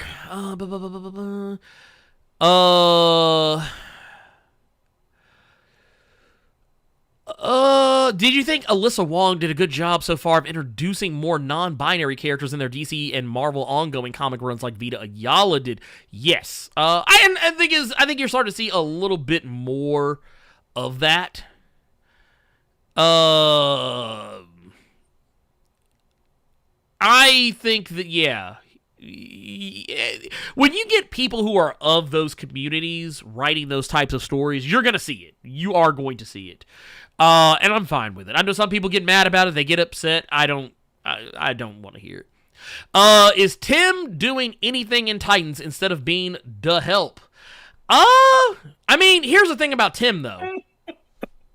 When they introduced him on the show last season, well, I mean, it wasn't like he was trained by Batman, so, I mean, it wasn't like there was much he could do. He's actually doing stuff in this season, but once again, this season picks up immediately after the last season. They've been so busy dealing with other stuff, they really haven't gotten a chance to get him leveled up. Get your uniform when we got some time, big dog. I mean, he's actually put the H&M jacket back on. I mean, they have been. Now, here's the thing: they're doing something different with him this season, where he's not being, because obviously he's not being trained by Batman. He's being trained by Nightwing, and more specifically, he's being trained at Star Labs. They've actually, the first few episodes that have been out so far have been more about him getting his training in, and more about Raven's powers changing to where now she's the White Raven or Light Raven, whatever, and Beast Boy is learning how to turn. He's learning, like, his last season he did it last season where he started turning into other stuff. He's learning more about how to do it this season, and he's actually they're actually talking more about the Red this season. And they actually mention it by name this season. And they're also exploring the fact that Superboy is weak to magic. So there's that. They're only 4 episodes in. They usually do 13 episodes. I don't expect a show called Titans to focus on a character named Tim Drake that much. Just gonna be real. It's an ensemble show. That's kind of the thing about ensembles. That means that not everybody gets focused on the entire time. Well, this. Oh, I didn't mean to cut you off. Go ahead. I see another thing in the chat that people, I'm pretty sure they want your input on for sure. How do you feel about what Simu Liu said about Quentin Tarantino's comments about the Marvelization of Hollywood? I did not see them. I can pull them up real quick. I'm going to say, like, the long and short of it is Tarantino is saying that a lot of movies and a lot of actors and stuff like that aren't really getting their credit because you're not going to a movie to see Chris Evans. You're going to a movie to see Captain America. Yeah, that was the thing Anthony Mackie was talking about before. Yeah. And Simu Liu basically came out and said, if the only gatekeepers to movie stardom came from Tarantino and Scorsese, I would never have had the opportunity to lead a $400 million plus movie. Yeah, no, he's not wrong. He's not wrong. He also said, no movie studio is or ever will be perfect, but I'm proud to work with one that has made sustained efforts to improve diversity on screen by creating heroes and empower and inspire people of all communities everywhere. I love the Golden Age too, but it was white as hell. I mean, did he say anything wrong? Did he say anything wrong? No. Honestly, neither of them said anything wrong. No. Well, I mean, here's the thing. Yes, Quentin Tarantino would love if all Marvel movies allowed him to say the N-word. Let's just go ahead and put that out there. There you go. I mean, am I wrong? Quentin Tarantino has specifically put himself in his own movies so he can say the N-word left and right. Go back to Pulp Fiction. What's the line he's known for saying? Go ahead, say it. What's the line? Nope. What's the one line he's known for saying in Pulp Fiction? No. I know what you're talking about, but I'm saying if you can say that about Quentin Tarantino, can you say that about Anthony Mackie, who has the same sentiment? I'm saying they're both right. No, what I'm saying is okay, you're missing the point. I'm not disagreeing with Anthony Mackie. I literally just said that I don't disagree with Anthony Mackie. What I disagree with is the area Quentin Tarantino came from with it. He came from a completely different, he wasn't talking about it the same way that Anthony Mackie was. They were saying the same thing, but not for the same reasons. Quentin Tarantino won't make a Marvel movie, and you know why? Because they won't let him make the bullshit that he throws up. I don't want to see a Tarantino. Maybe that's wrong. I don't want to see a Tarantino. I wouldn't want to either. Sounds gross. I would look. Okay, first off, let's just be real here. I just want to put this out here. Let's not sit here and pretend like all his movies are fantastic either. Quentin Tarantino's best movie wasn't even directed by him. Let's just go ahead and put that out there. What movie are you talking about? Have you ever seen a little movie called True Romance? It was Christian Slater, Patricia Arquette, Gary Oldman, Dennis Hopper, Brad Pitt, Christopher Walken, Val Kilmer, Samuel Jackson, and who else? Chris Penn, James Gandolfini, Michael Rappaport, Tom Sizemore. There was a lot of people in this movie. No, but don't judge me. I thought you were talking about True Lies. This fool. Anyway, moving on. Gokon Sure, his baby's father, gave us a super chat. Says, with the $5 super chat, says the woke people in America would have a heart attack if they know they in Africa they have light and dark skin. Some dark skin with blue eyes. Here's the thing. Magnus would blow up. Here's the thing. Okay, so here's the thing. Do you know how many times Egypt has been colonized? Too many times. Too many times. I was going to say, I can't count how many years. It's been too many times. What you need to know is that the colonization of Egypt has been so much that Egyptian people don't look the way people want to think. Okay, you know how sometimes we see movies about Egypt and people say, oh man, they're whitewashing Egypt. Here's the thing. Egyptians don't look black anymore. Most of them, they look almost white. But that's because the country had been colonized so many times. And yes, will you find light-skinned people commonly in Africa? Maybe not as often as some people would believe, but yeah, you do. You see them more often than not. I mean, it just is what it is. The world is different now. You let any species of people live long enough, things are going to change. But yeah, it just is what it is. Let's see. Did Black Widow a whole lot of butt pics and feet? Oh yeah, no, it's yeah. I don't want to see Uma Thurman be some kind of uber Russian, man. I don't. No, God, no. I mean, let's be fair. The only reason nobody watches Quentin Tarantino movies for the story, at least not anymore. Once Kill Bill came out, they go to the movies for the spectacle. And what Tarantino is pissed about is that no one's rushing to the movie theaters to see his movies anymore because, well, for one, people don't rush to movie theaters anymore. It doesn't really have anything to do with Marvel. I mean, yeah, people rush to the movies to see Marvel movies because those are movies worth seeing on the big screen. People have got to this mindset now. It's not Marvel. It's the way we consume media. It's because streaming is a thing now. People, even me, and I don't know, I've talked about this before, but I used to be a huge, huge fan of going to the movies all the time. Now, you can't really get me to go to a movie theater unless it's a Marvel movie. And that's mostly because I can only see them in the movie theater, and talk about them here on the show. I mean, yeah, if I didn't do this, I would probably just wait for them to come to Disney Plus like any normal, decent human being. But yeah, it is what it is. But I don't even like going to the movie theater anymore because I don't know. Since COVID, I've just kind of fell in that being in an enclosed place with people, being right next to me, not my favorite thing to do. Not anymore. So yeah, I get it. Yeah. That said, Jonathan Stewart says, did Dark Knights of Steel finish up yet? No. It did not. It is not finished. I'm thinking it's been delayed maybe once or twice because when it does come out, you fuck around and have to reread a few issues. Yeah, we talked about that. Talked about that last week. Basically, it's a doomsday clock situation. Sucked with the 199 says Jen Ortega in the film X is next level. Yeah, that shotgun blast knocked her from the porch to outside on the lawn. She went to the next level. She really did. She got sent back to the menu screen. She skipped the gulag. Went right. She look. It wasn't even that. You know that PlayStation error you get when your game crashed. That's what she got. They said, "Fuck the gulag, bitch. You going straight. You going back to the PlayStation Plus home screen." Dog, that was one of the most painful things ever when you put your PS2 game in there and your fingers crossed and oh man, on that man, like you don't see or you wouldn't see the disc. Like you tried to put the disc in, the disc wouldn't show up. I used to hate that.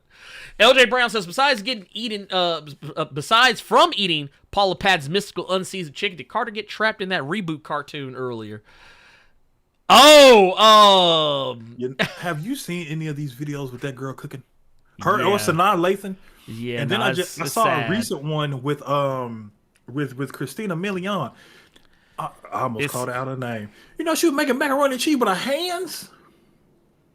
Like with her hands. Nah, I'm good. You That's know, a thing now. you know what? Honestly, on that note, we just thank you. That's the show. That's the show, y'all. Thank y'all so much. We love you, and as always, appreciate all of you. We got to get out of here because it is almost at the 3-hour mark, and I've been trying to keep us away from that. Fuck you, LJ Brown. You ain't gonna get us no more. Anyway, Carter, do you have anything to say before we head out? No. I don't either. So on that mercenary note, I want you guys to have a safe rest of the weekend. Have a safe holiday. We'll be back next week, of course, and hopefully by next week, no internet issues.